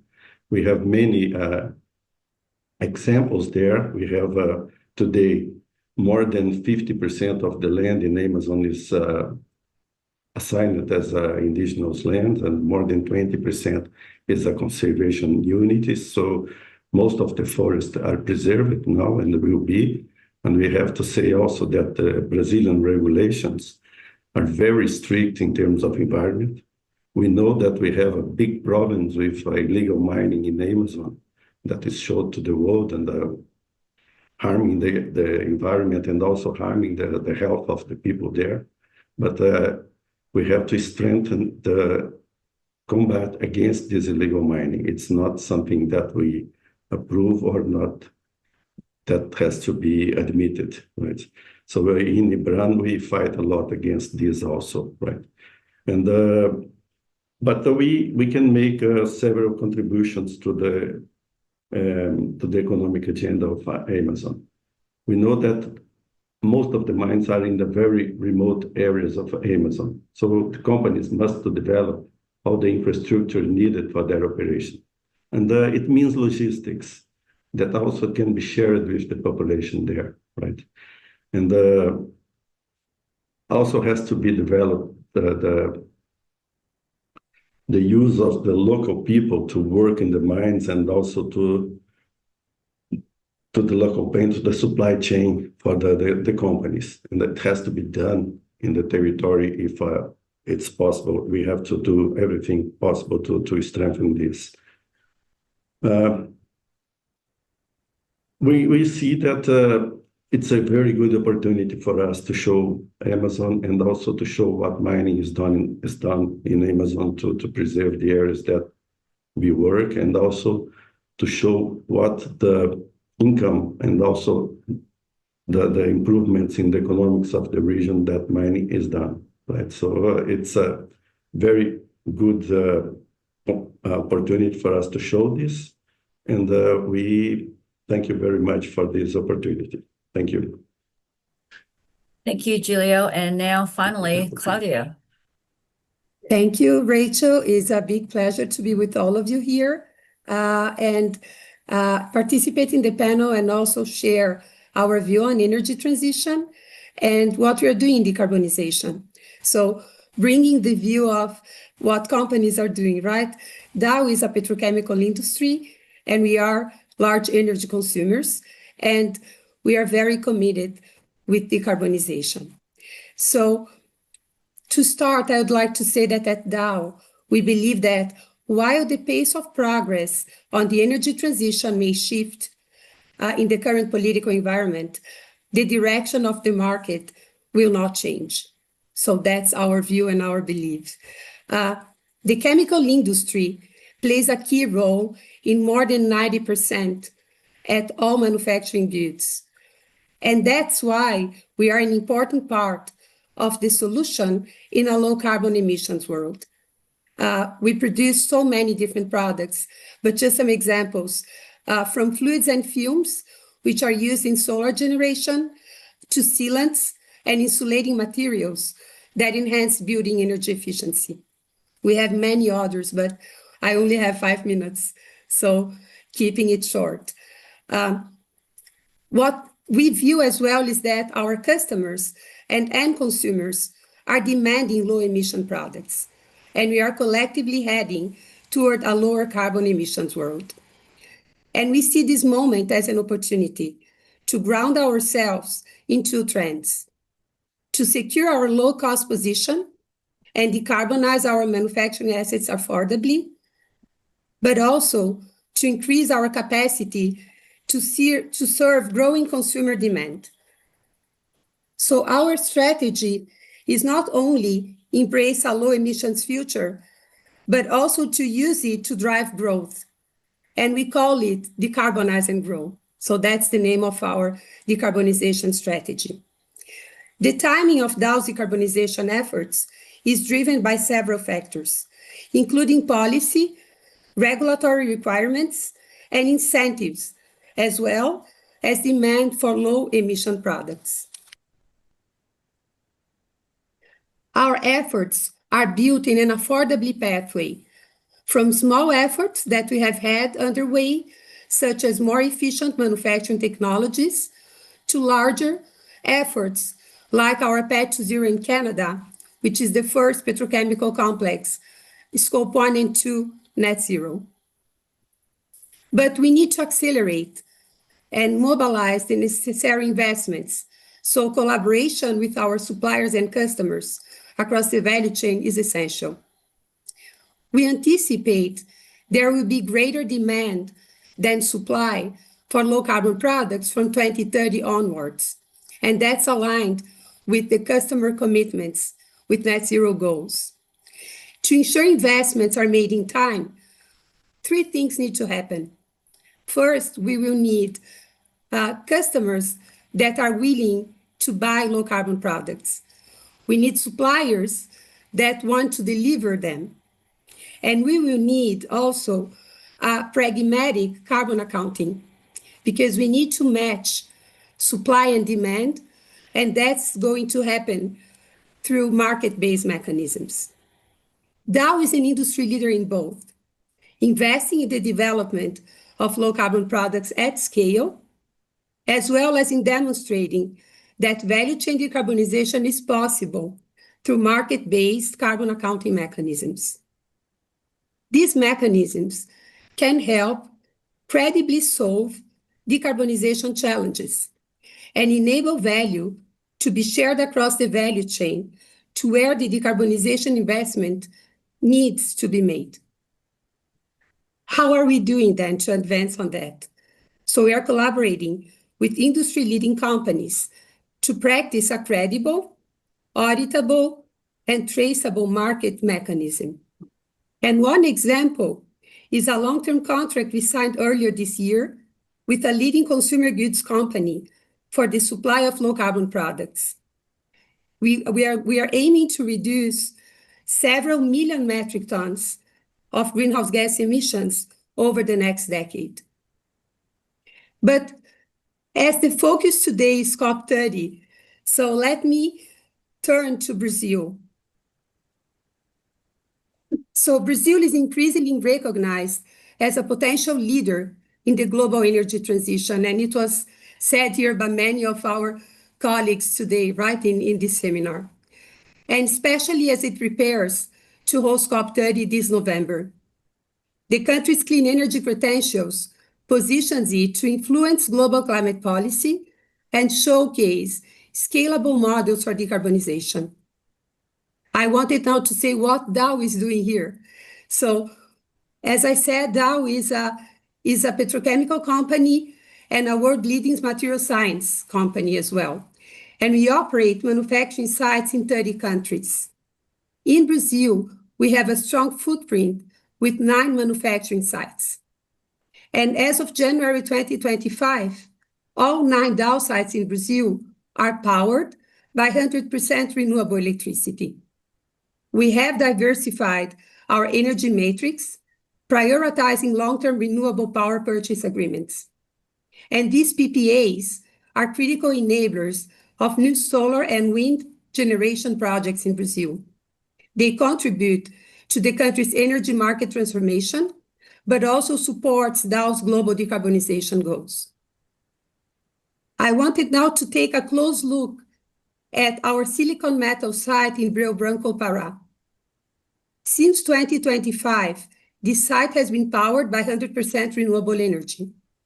And in addition, since 2022, Dow has invested in manufacturing assets at this site, resulting in significant emission reductions. This site plays a critical role in Dow's global integrated supply chain of silicon products, providing reliable, competitive, and sustainable source of silicon metal for manufacturing a broad portfolio of silicon-based solutions at Dow's facilities worldwide. A few months ago, we launched our first low-carbon Dow Seal silicon elastomers blends for the personal care market. These low-carbon ingredients are a result of Dow's decarbonization of its silicon metal feedstock in Brazil. A good example of our decarbonize and grow strategy in action, investing in both growing our ability to serve customers while reducing greenhouse gas emissions. I'd like to close my opening remarks by reiterating the importance of value chain collaboration in driving decarbonization. No one company can do it alone. It will take all of us. By working together, we can accelerate meaningful change and unlock new sources of growth. And as Brazil prepares to host COP30, let us seize this moment to take bold action, foster innovation partnerships, and deliver solutions that benefit both people and the planet. Thank you. Thank you, Claudia. I appreciate everybody's opening remarks. And so there's an interesting question that was asked in the Q&A, and I want to tie that to just the opening remarks that you all had and my opening remarks. And that is, so if COP30 focuses primarily, say, on like headline emission targets without really accounting for whether it's the industrial realities of energy systems or the full life cycle of products from mining, manufacturing, production to end of life, it really risks promoting solutions that may not be practical in the near term and really sustainable across systems. And so one of the questions was looking at a all-in fully electrified system and understanding the cradle to grave life cycle impacts of wind, solar, and batteries. And so I guess, and maybe I'll ask this one to you, João, since you answered this online. So from what you've researched in the past and the diverse roles that you've had, what are some of the critical uncertainties or blind spots in current global energy system models and energy discussions when it comes to aligning climate ambitions with industrial and economic realities? That's a great question, Rachel. I think like one very important aspect here is sort of like the time frame that we're talking about, right? So we're talking about the next 10 years out, and what countries are saying that they want to do this next 10 years is basically to reduce their emissions by 25% globally.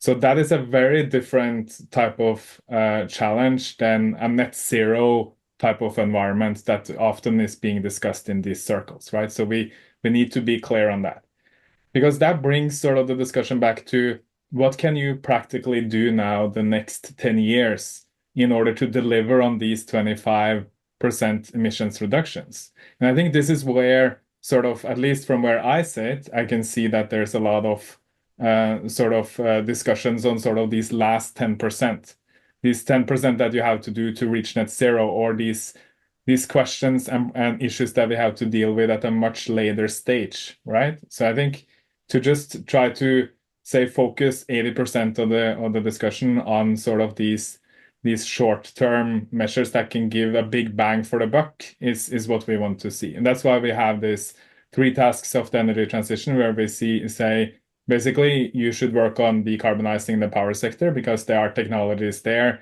not necessarily to bring the power sector to zero, but there's a lot of room to move forward there.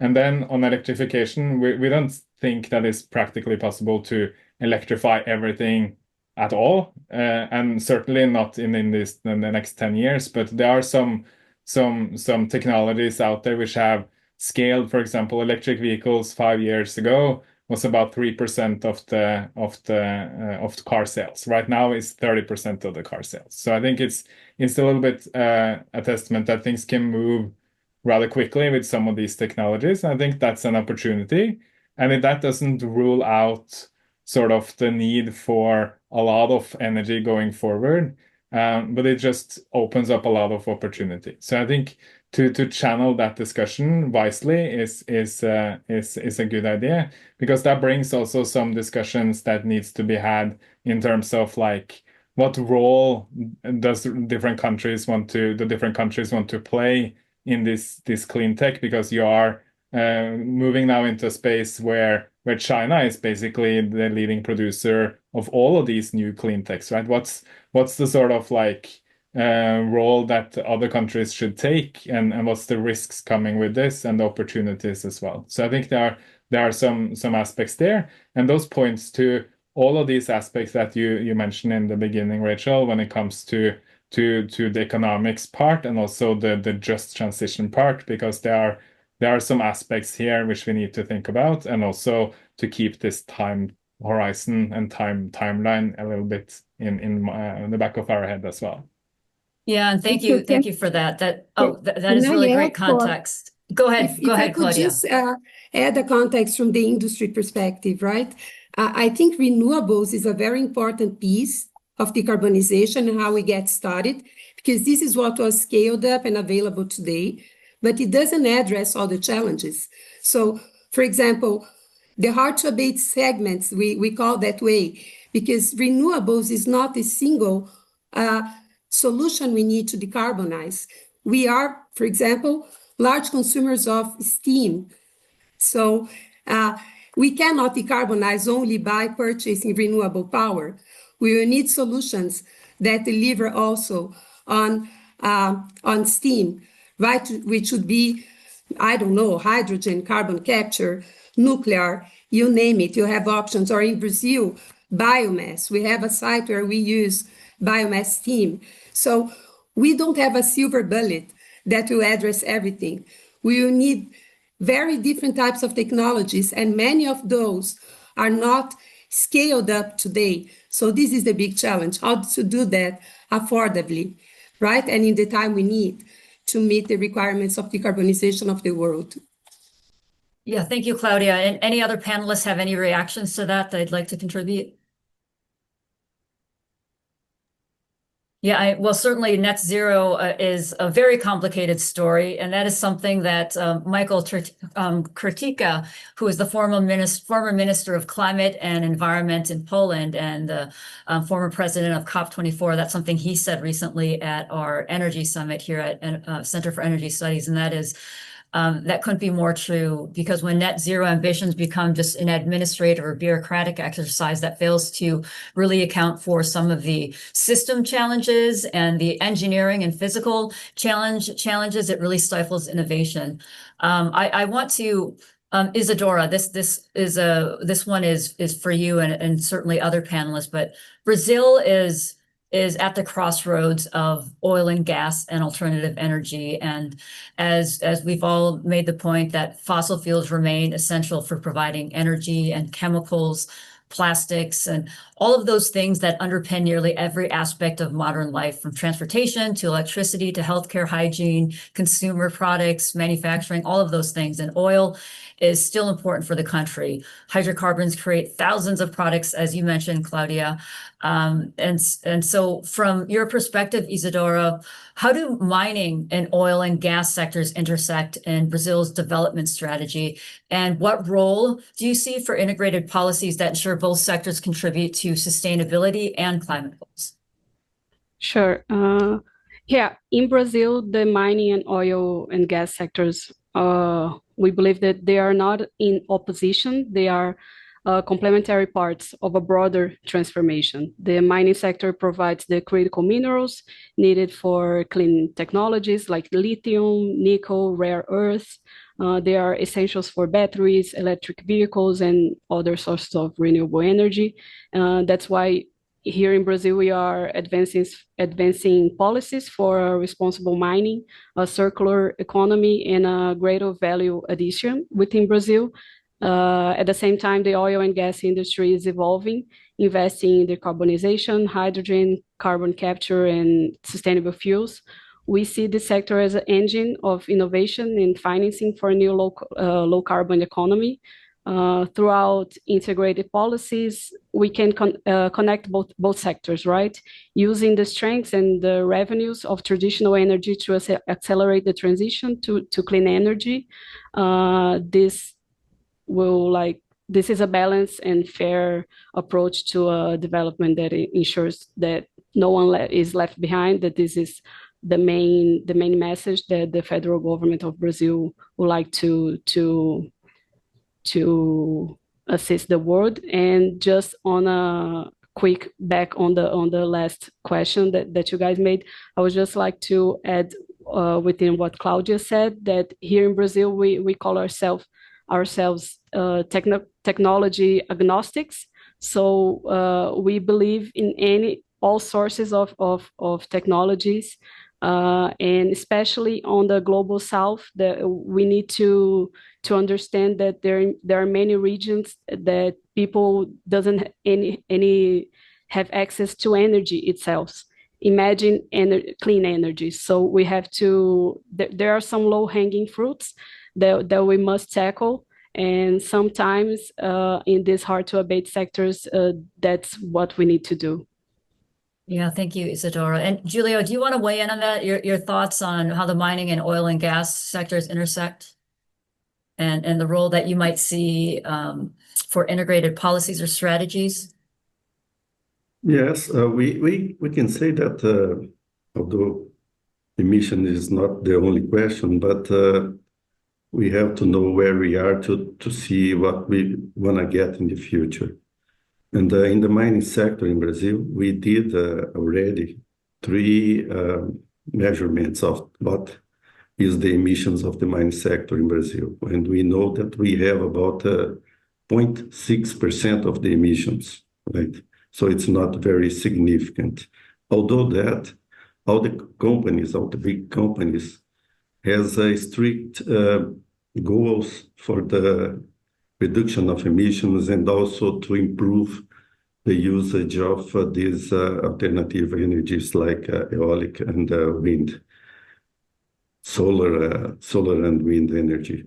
And most of the companies are doing so, and also to replace the energy that we generate mainly in areas like Amazon.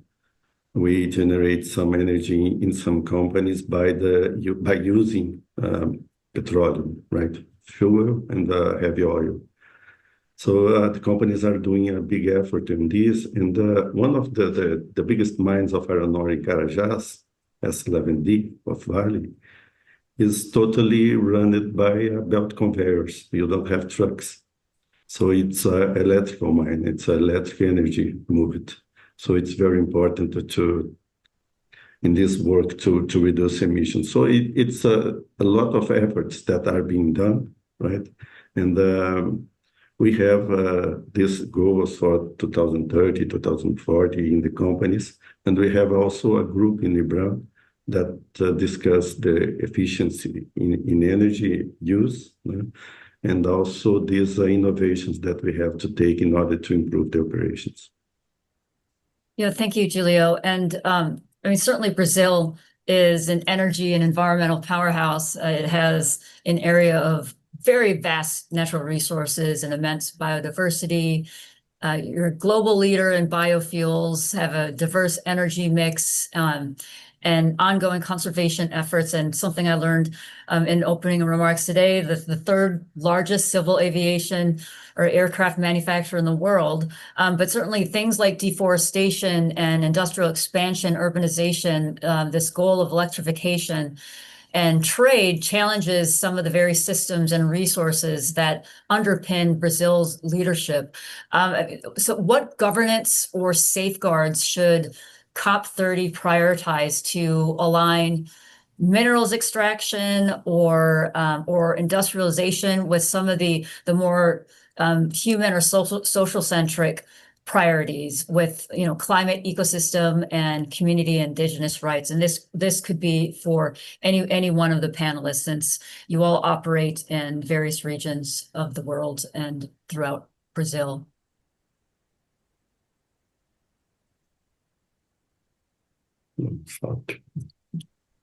Julio, go ahead.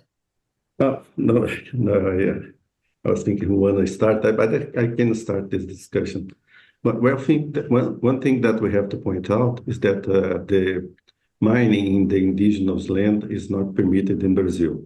So all the news that you have about this kind of operation is illegal mining. It's we have in the Constitution that mining can be permitted, but there is a need for the regulation that has to be done by the Congress. And it was not done yet. So mining companies cannot operate in the indigenous lands, only in the proximities, but outside the limits of the indigenous land. And in Amazon, right, it represents more than 50% of the Amazon is indigenous land. So it's a very vast area. What the COP30 must be done is this fighting against deforestation, right? We have in Brazil, and we have to fight against illegal deforestation, because we also see that our legislation is very strict on this. In Amazon, in most of the areas, you can use only 20% of your land. 80% has to be preserved. So what we have to do is to fight against the illegal deforestation, because by doing so, you can preserve a large amount of areas. And also, we have in Brazil one restriction that says that you can use in the south of Brazil, southeast, in the other regions, only about 80% of the land. 20% has to be preserved as a legal reserve.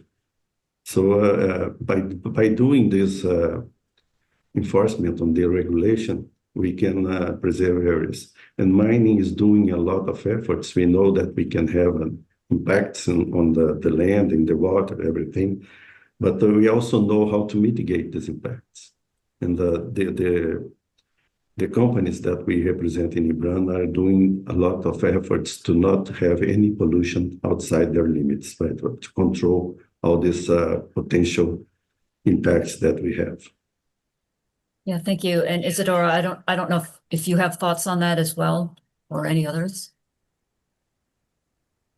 No, okay. Yeah, and I think it's important to, so when we were talking about this panel and designing it and talking about COP30 and sustainability, what our focus was is, how do we look at the entire life cycle? How do we look at the whole systems to understand that the impacts could extend well beyond certain regions or certain areas, and looking at the full life cycle from mining all the way to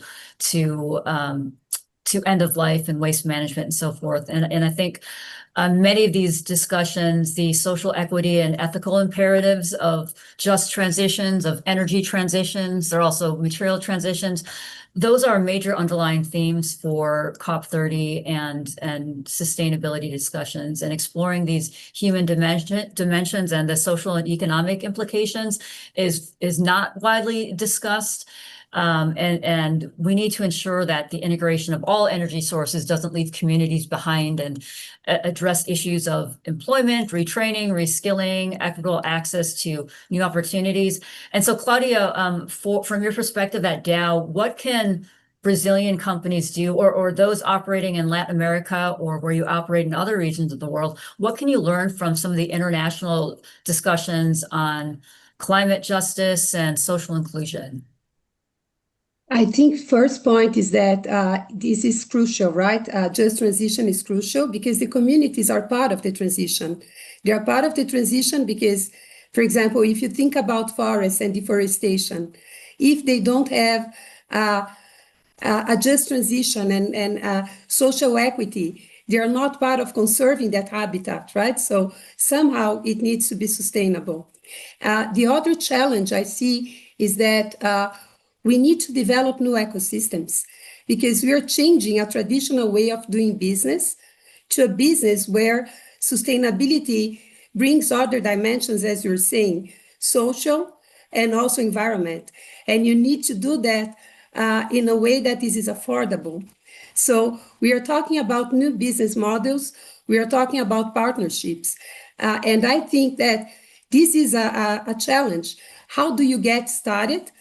And try business models that then you can scale up. So an experience we have is a business impact fund funded by foundations. We have Dow Foundation funding business impact funds. So we developed this program 10 years ago, and we have already many projects all over the world. Many of those were in Latin America. So what does that mean? We only fund projects that deliver on some dimensions. So you need to have external collaboration, because usually you cannot have a new ecosystem without a support.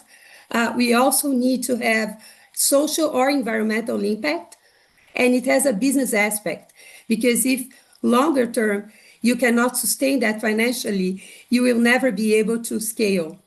So those are some of the experiences and the challenges we see.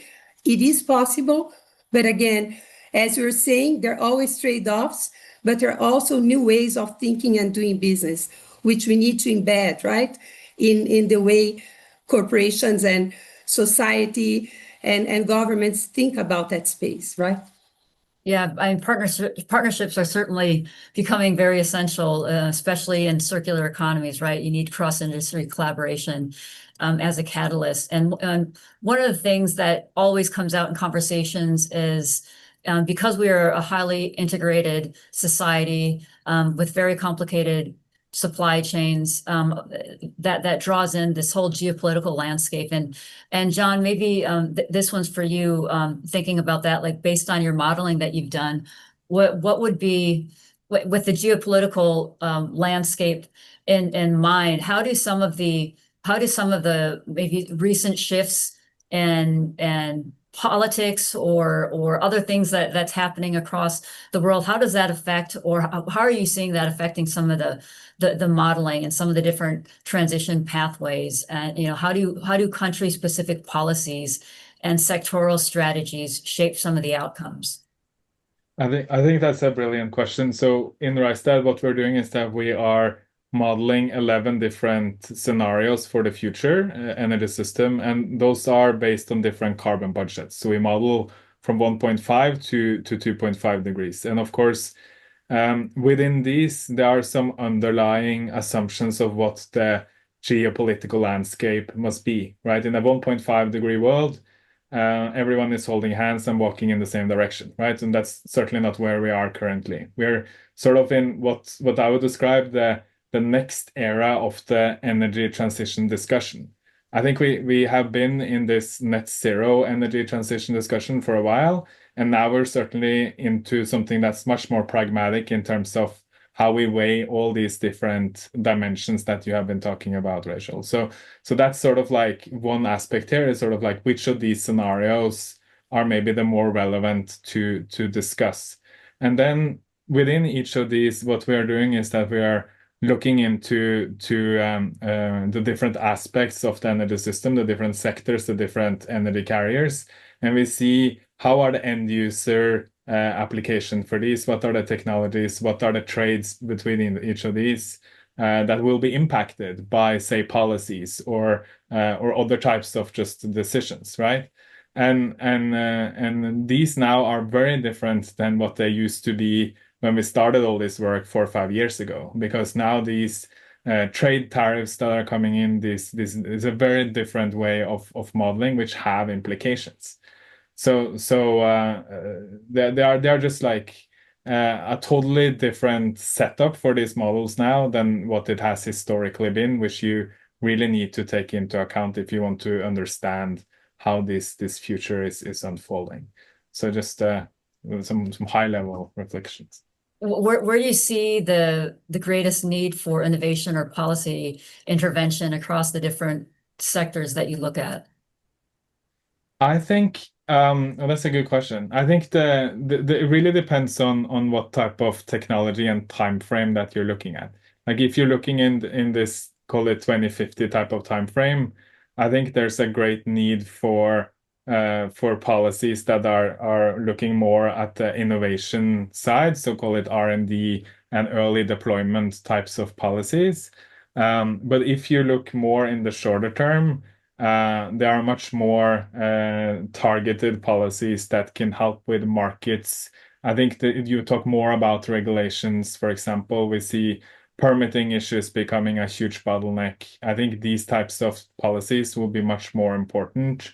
And then it's all about sort of making these policies sustainable over time. Like you need to have the buy-in, you need to build up the support from all the actors actually in the whole energy system. So that part is not maybe one of the more challenging things to model, right? Because you can't really decide how the relationships are gonna unfold. So you're sort of like more in the way we model is that of course you can pinpoint that these these assumptions are very important, and this is something you need to deal with. But we can't exactly model how you actually do this, right? So I think that's a separate sort of kind of discussion in a way, right? How do you make sure that you build the support for a long-term energy transition, right? That's a big question. Yep. Thanks for that. And Isadora, I want to turn this one to you. Earlier in opening remarks, we talked about the connectivity between the G20 and the COP process. And reflecting on Brazil's recent G20 presidency, what major climate, energy, sustainability initiatives did the ministry help advance in that forum? And how do you see the Ministry of Mines and Energy seeking to build out some of those outcomes in preparation for COP30?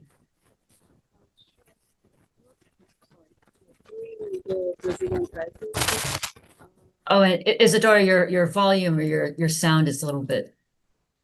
Can you hear me? There you go. Okay. So during the Brazilian G20 presidency, the Ministry of Mines and Energy, we played a central role in advancing the global cooperation for the fair and energy transition. In Foz do Iguaçu, we had the ministers' meeting where the ministers adopt the joint declaration that I spoke a little bit earlier, where we committed to triple global renewable energy capacity and double energy efficiency by 2030, and also the GCEP, that's the platform to strengthen cooperation, investment, and knowledge exchanging among countries. And the other milestone was the approval of the principles for just and inclusive energy transition, which ensure that the transition prioritizes access, equity, and social protection for workers and communities. I must stress that on the ministry's meeting of G20, there wasn't a consensus for almost 10 years before it. So it was a pretty significant milestone achieved by the Brazilian presidency. And these outcomes now guide our preparation for COP30. This represents Brazil's belief that the global transition must be a clean and fair and especially people-centered, and that international cooperation is the key to achieving that vision. And we have the 7 acceleration plans that I mentioned earlier, and they will play a central role in showing how Brazil's energy combines environmental ambition with social justice. The topics of each plan goes from expansion and resilience of power grids, from minerals and metals for the transition and circularity, solutions for the oil and gas sector, access to electricity, access to clean cooking, sustainable fuels, and just and inclusive planning of the energy transition. These initiatives are designed to strengthen the Brazilian leadership by showing that the decarbonization and inclusion can move forward together. So all of this is, all of the information you're all providing is very necessary for us to understand what are some of the challenges and opportunities in these discussions. But this is also tied to accountability and transparency. I mean, those are the things that drive progress. They're essential for transitioning and translating ambition into action. And in the opening remarks of Minister João Marcos today, he talked about COP being an implementation COP, and the need for tracking progress, because it's organizations and entities that set these explicit goals that are far more likely to be able to integrate them into daily decisions and allocate resources into those initiatives that have measurable impact. So as the world, I guess, gravitates to a more circular, sustainable materials future, how can each of your sectors, energy, mining, industrial, petrochemical, government, how can you embed some of these measurable goals into daily operations, enterprise strategies, or partnerships to help ensure that progress is both tangible and also trusted? Yeah, I think that what João Marcos mentioned was because one of the main message that the Brazilian COP presidency wants to achieve is that this will not be a COP of 2030 pledges. We need to say less and act more. And these acceleration solutions plans that we are trying to achieve, it's not the Ministry of Mines and Energy or the Brazilian COP presidency imposing solutions for these sectors. We are together with the private sector and institutes from across the globe. We have partnerships with the International Energy Agency, with the International Renewable Energy Agency, with many other partners that we need to complement, that they need to complement the idea so that this plan can be more tangible. Okay. Thank you, Isadora. Claudia, do you want to also add to that? Accountability and transparency, embedding measurable goals, partnerships? Yeah, I think you said something that is very important, because we have a lot of companies, right, out with goals that they will reduce their emissions. The challenge is how you drive that into action, how you make that affordably, right? And because when you talk about decarbonization in the industry, it has a higher cost. So if you don't find a way to get the needed policies in place, the needed market signals like a carbon market, let's say, or even the demand pool for those low carbon products, is very difficult that you can do that affordably. So maybe I can share an example on how we are able to make it feasible, the announcement of our first petrochemical project in Canada. And I think that gives a little bit about the challenge and how you can move into action. So to make it affordable, it was possible because we were able first to get a very big support from the Canadian government. So we have incentives. There is a carbon market in that country, and the infrastructure is in place. So we are doing their carbon capture and storage, and we have very competitive feedstocks, which is a way you can grow and fund this decarbonization. So I'm just giving an example that when you talk about decarbonization for the industries, so we move from our goals to real action, it needs to be affordable, and you need to touch a lot of dimensions, right? Thank you, Claudia. And Julia, I know you've got something to say about that, as the mining is front and center and discussions about transparency, accountability. Yes, we do. We set up in IBRA, right, in 2019, one letter to the society with the commitments to improve after the two big disasters that we have, right? And in this letter, we set up 12 groups of workers in the mining companies associated to IBRA.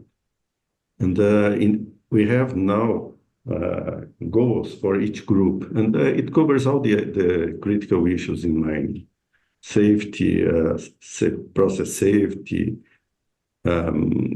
structures of disposal of tailings, and community diversity, energy efficiency, residues, and circular economy. So we have now publications about all of this, and we in IBRA we have the commitment to put the data of the mining available to all the society. Of course, we have a good help from the Minister of Mines and also the National Agency of Mines to have these numbers to the public, but we also do it for what the companies intend to do, right? And in these publications, we show the best practices and also some manuals and some guides and how we have to operate in order to have a good results. So it is a thing that we do in IBRAM usually, right? And in these 12 groups, which is more than 200 people that works in these two groups. So it's not dedicated to these issues. It works for the companies, engineers, and other specialities that works in these groups and set up all these publications and these compromises that we have to improve the operations.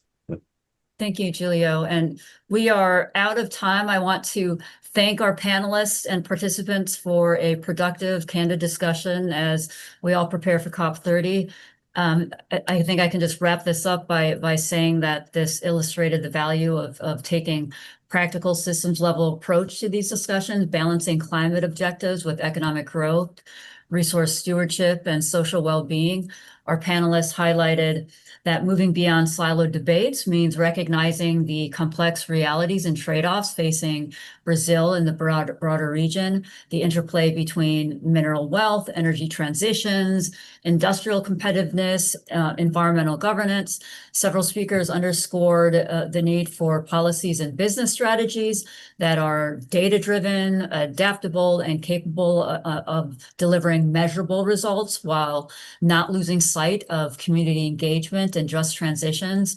There are examples shared across mining, petrochemical, minerals, and government that showed how cross-sector collaboration and local contexts can shape effective solutions, while lessons from the past and current innovations are presented as important guides for the future. So as COP30 approaches, the insights that are offered here can certainly help reinforce some of the progress as we move forward, understanding that we need clear goals, need to foster transparency, anticipate some of these trade-offs, and support both market and social resilience. So thank you all for your contributions and your engagement, and we look forward to seeing the ideas discussed today reflected in the strategies and initiatives Brazil and its partners bring to COP30 and beyond. So thank you, and now I will turn it over to Ken.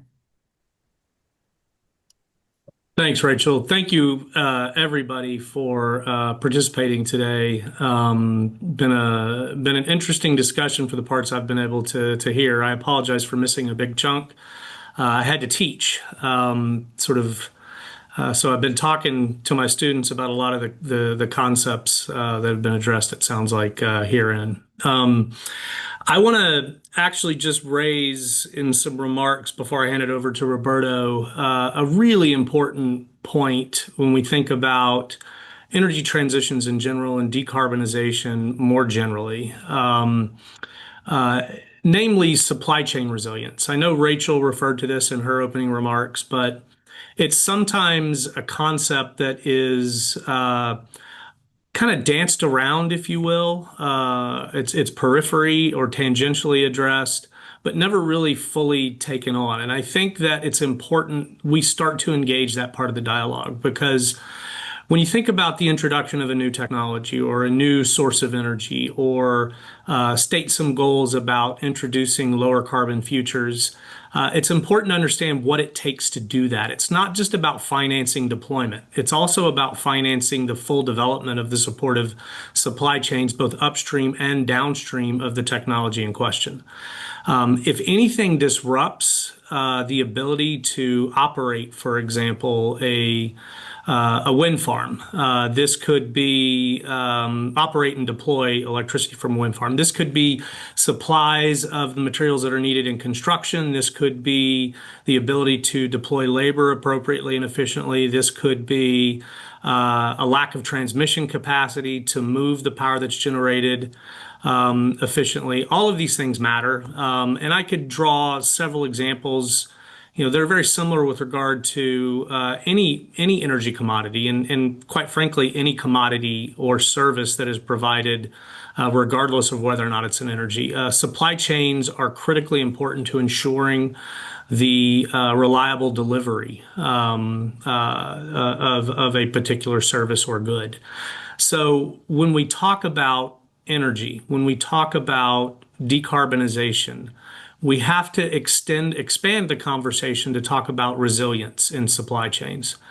There's no way we will get to the desired end state if we don't confront this issue directly and address it in ways that successful commercial actors who have massive legacy infrastructures in place that really dominate the current energy landscape have done over years and years of fits and starts in many ways. I mean, if you want me to give you a simple example, because I think there's a lot to be learned from this example, particularly for the current state of the world when it comes to minerals and metals, which are critical for a lot of the aspired goals that often come up when we think about decarbonization. But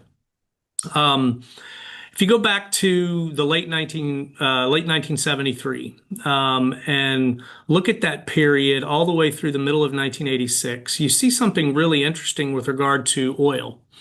The global crude oil market back then was nowhere near as large as it is today.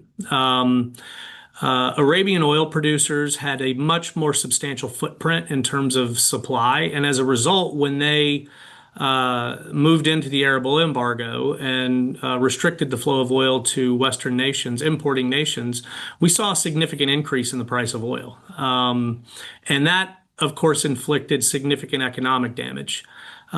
You look at what that meant for the global economy.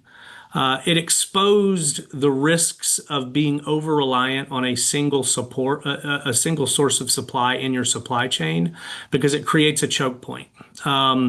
And when we think about the world of metals and critical minerals, you're seeing something begin to emerge that looks very similar with regard to Chinese dominance in those supply chains. Of course, back in the 1970s, you saw governments take action, adopt policies that were aimed really at mitigating that risk, make supply chains more resilient. And this was attacked from both the supply and the demand side of the equation. Not all of those policies worked, nor were they all lasting. But at the end of the day, it did help to facilitate commercial response, which it turns out was lasting. In fact, there were some things around, that were more research-oriented around shale. So the Eastern Gas Shales Project, for example, in the United States, was really the first step that ultimately resulted in what Mitchell Energy was able to unlock in the Fort Worth Basin up just west of Fort Worth, Texas, which is now known as the Barnett Shale. But all of that has its roots back in the late 70s. And that's because there were policy directives, there were commercial directives, all of which were sort of taken on board very aggressively to try to diversify and make more resilient the supply chains that support global economic activity, particularly those in the energy sector. And oil was a dominant, and still is, quite frankly, a dominant form of energy. But when you look at what transpired as we rolled from the early 70s all the way through into the mid-1980s, you saw a lot of new supply start to come to the market, much of which was on the back of expected higher prices. But what was really interesting about that is as that new supply materialized, you saw that Arabian oil producers could no longer withhold supply and maintain a high price. They were actually, in fact, losing market share. And ultimately, they unwound that policy. And ever since, their approach towards managing markets has been very different. It's been really one more directed, and there's plenty of published literature on this, but it's been more directed at maintaining stability in markets for security of demand long term. And at the end of the day, all you need in order to do that is some sort of redundancy or capable response mechanisms in supply chains that will inhibit the ability of single suppliers from actually exerting market power. Sometimes we refer to that as a credible threat, but at the end of the day, it really is just about diversification. You saw the global oil market become much more diversified, and today it's much more diversified than it was back then. But as a result, you've seen similar types of disruptive activities. For example, the The attacks at Abqaiq in Saudi Arabia threatened to take 5.5 million barrels a day of supply offline. The market barely blinked. And that had a lot to do not only with the resilient response that we actually saw in Saudi Arabia, but it had to do with the depth of the market today. And so when we think about how that translates into decarbonization efforts, we need to be taking steps to support through policy, through direct commercial action, the development of resilient, redundant supply chains that are responsive to disruptions. Resilience is not about reliability. Resilience helps facilitate reliability. But resilience is about being able to withstand unexpected disruptions and actually get back up and running as quickly as possible. And currently, in many supply chains that we are leaning into, when we think about decarbonization and transitioning the world's energy future to something that looks very different than what it looks like today, we are leaning into supply chains that lack resilience. And that is something that cannot be ignored in broader conversations around the future of energy. And I think the meetings at COP actually provide a fantastic platform for discussing those specific issues, because at the end of the day, a goal without a plan is just a wish.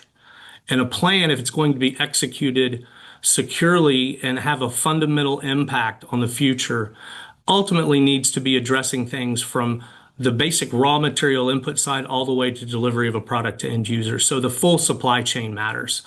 And I hope that as this conversation continues to evolve, I know it's something that we're taking on sort of full force here at the Baker Institute, is understanding what supply chain resilience means and how you actually get from here to a point where supply chains are more resilient, can withstand geopolitical or political disruptions, and the world's energy services can continue to evolve and grow and meet the needs of populations everywhere in a cleaner and much more sustainable way. So Rachel, I'm going to close it up there. Again, I appreciate everybody being here, and for those of you who hung on the line, I really appreciate you. Thank you for giving me the floor for a few minutes. So Roberto, I'm going to hand it over to you.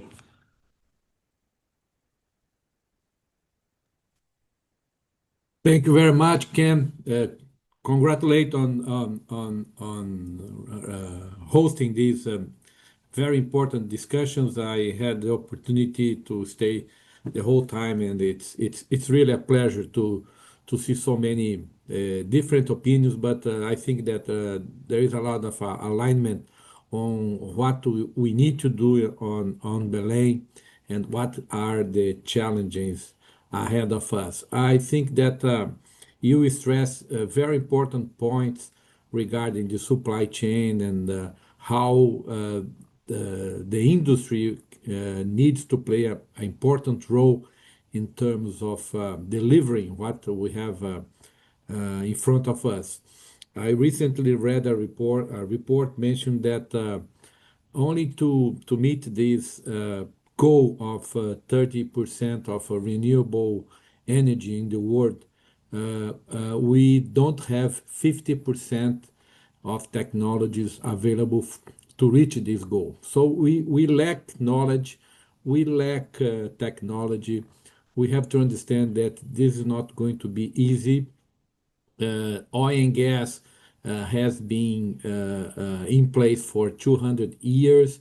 They have established themselves as a major part of our industrial and the society we built over those the centuries, and to replace that and to have something that makes sense, not just in terms of technology, but also in terms of economics, we need to do and we need to put a lot of effort in terms of technology and innovation.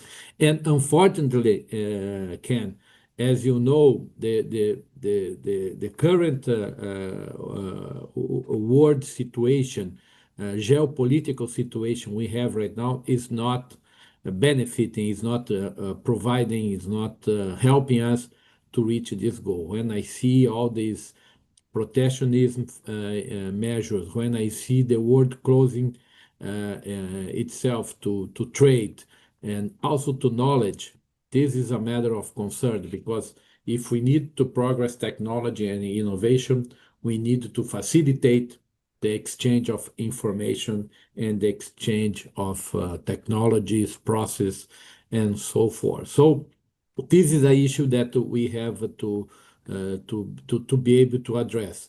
And another point that I'd like to raise is the need also for that everybody understand how difficult it is to provide and to support a balanced energy transition. And this concept as I remember when I was a young diplomat up in the 1992 that we organized in Rio de Janeiro, the so-called Rio 92, but the official name was United Nations Conference on Sustainable. The concept of development, economic development, is in the cradle of the whole discussions around the need for energy transition. That's why the Ambassador André Corrêa do Lago, that is the president of COP30, always say that this COP30 conference in Brazil, it's an economic conference. It's not an environmental conference because we are going to be dealing with financing. We are going to be dealing with the price of energies and so forth. So keep the economic aspect of this negotiation is key to understand that we need to do this in a reasonable and sustainable way, and bringing together all countries and understanding that energy transition is not a sprint, it's a marathon. It's a long way, and it has to be taken into consideration the differences, the regional, including in some countries we have a regional difference inside the countries that also have to be taken into consideration. So those are my final words, and but I'd like really to congratulate the Baker Institute for hosting this, and also our partner BRATECC and Carla Lacerda for also working so hard for this seminar and to provide and to help us to have such interesting discussions during this whole morning. Thank you very much.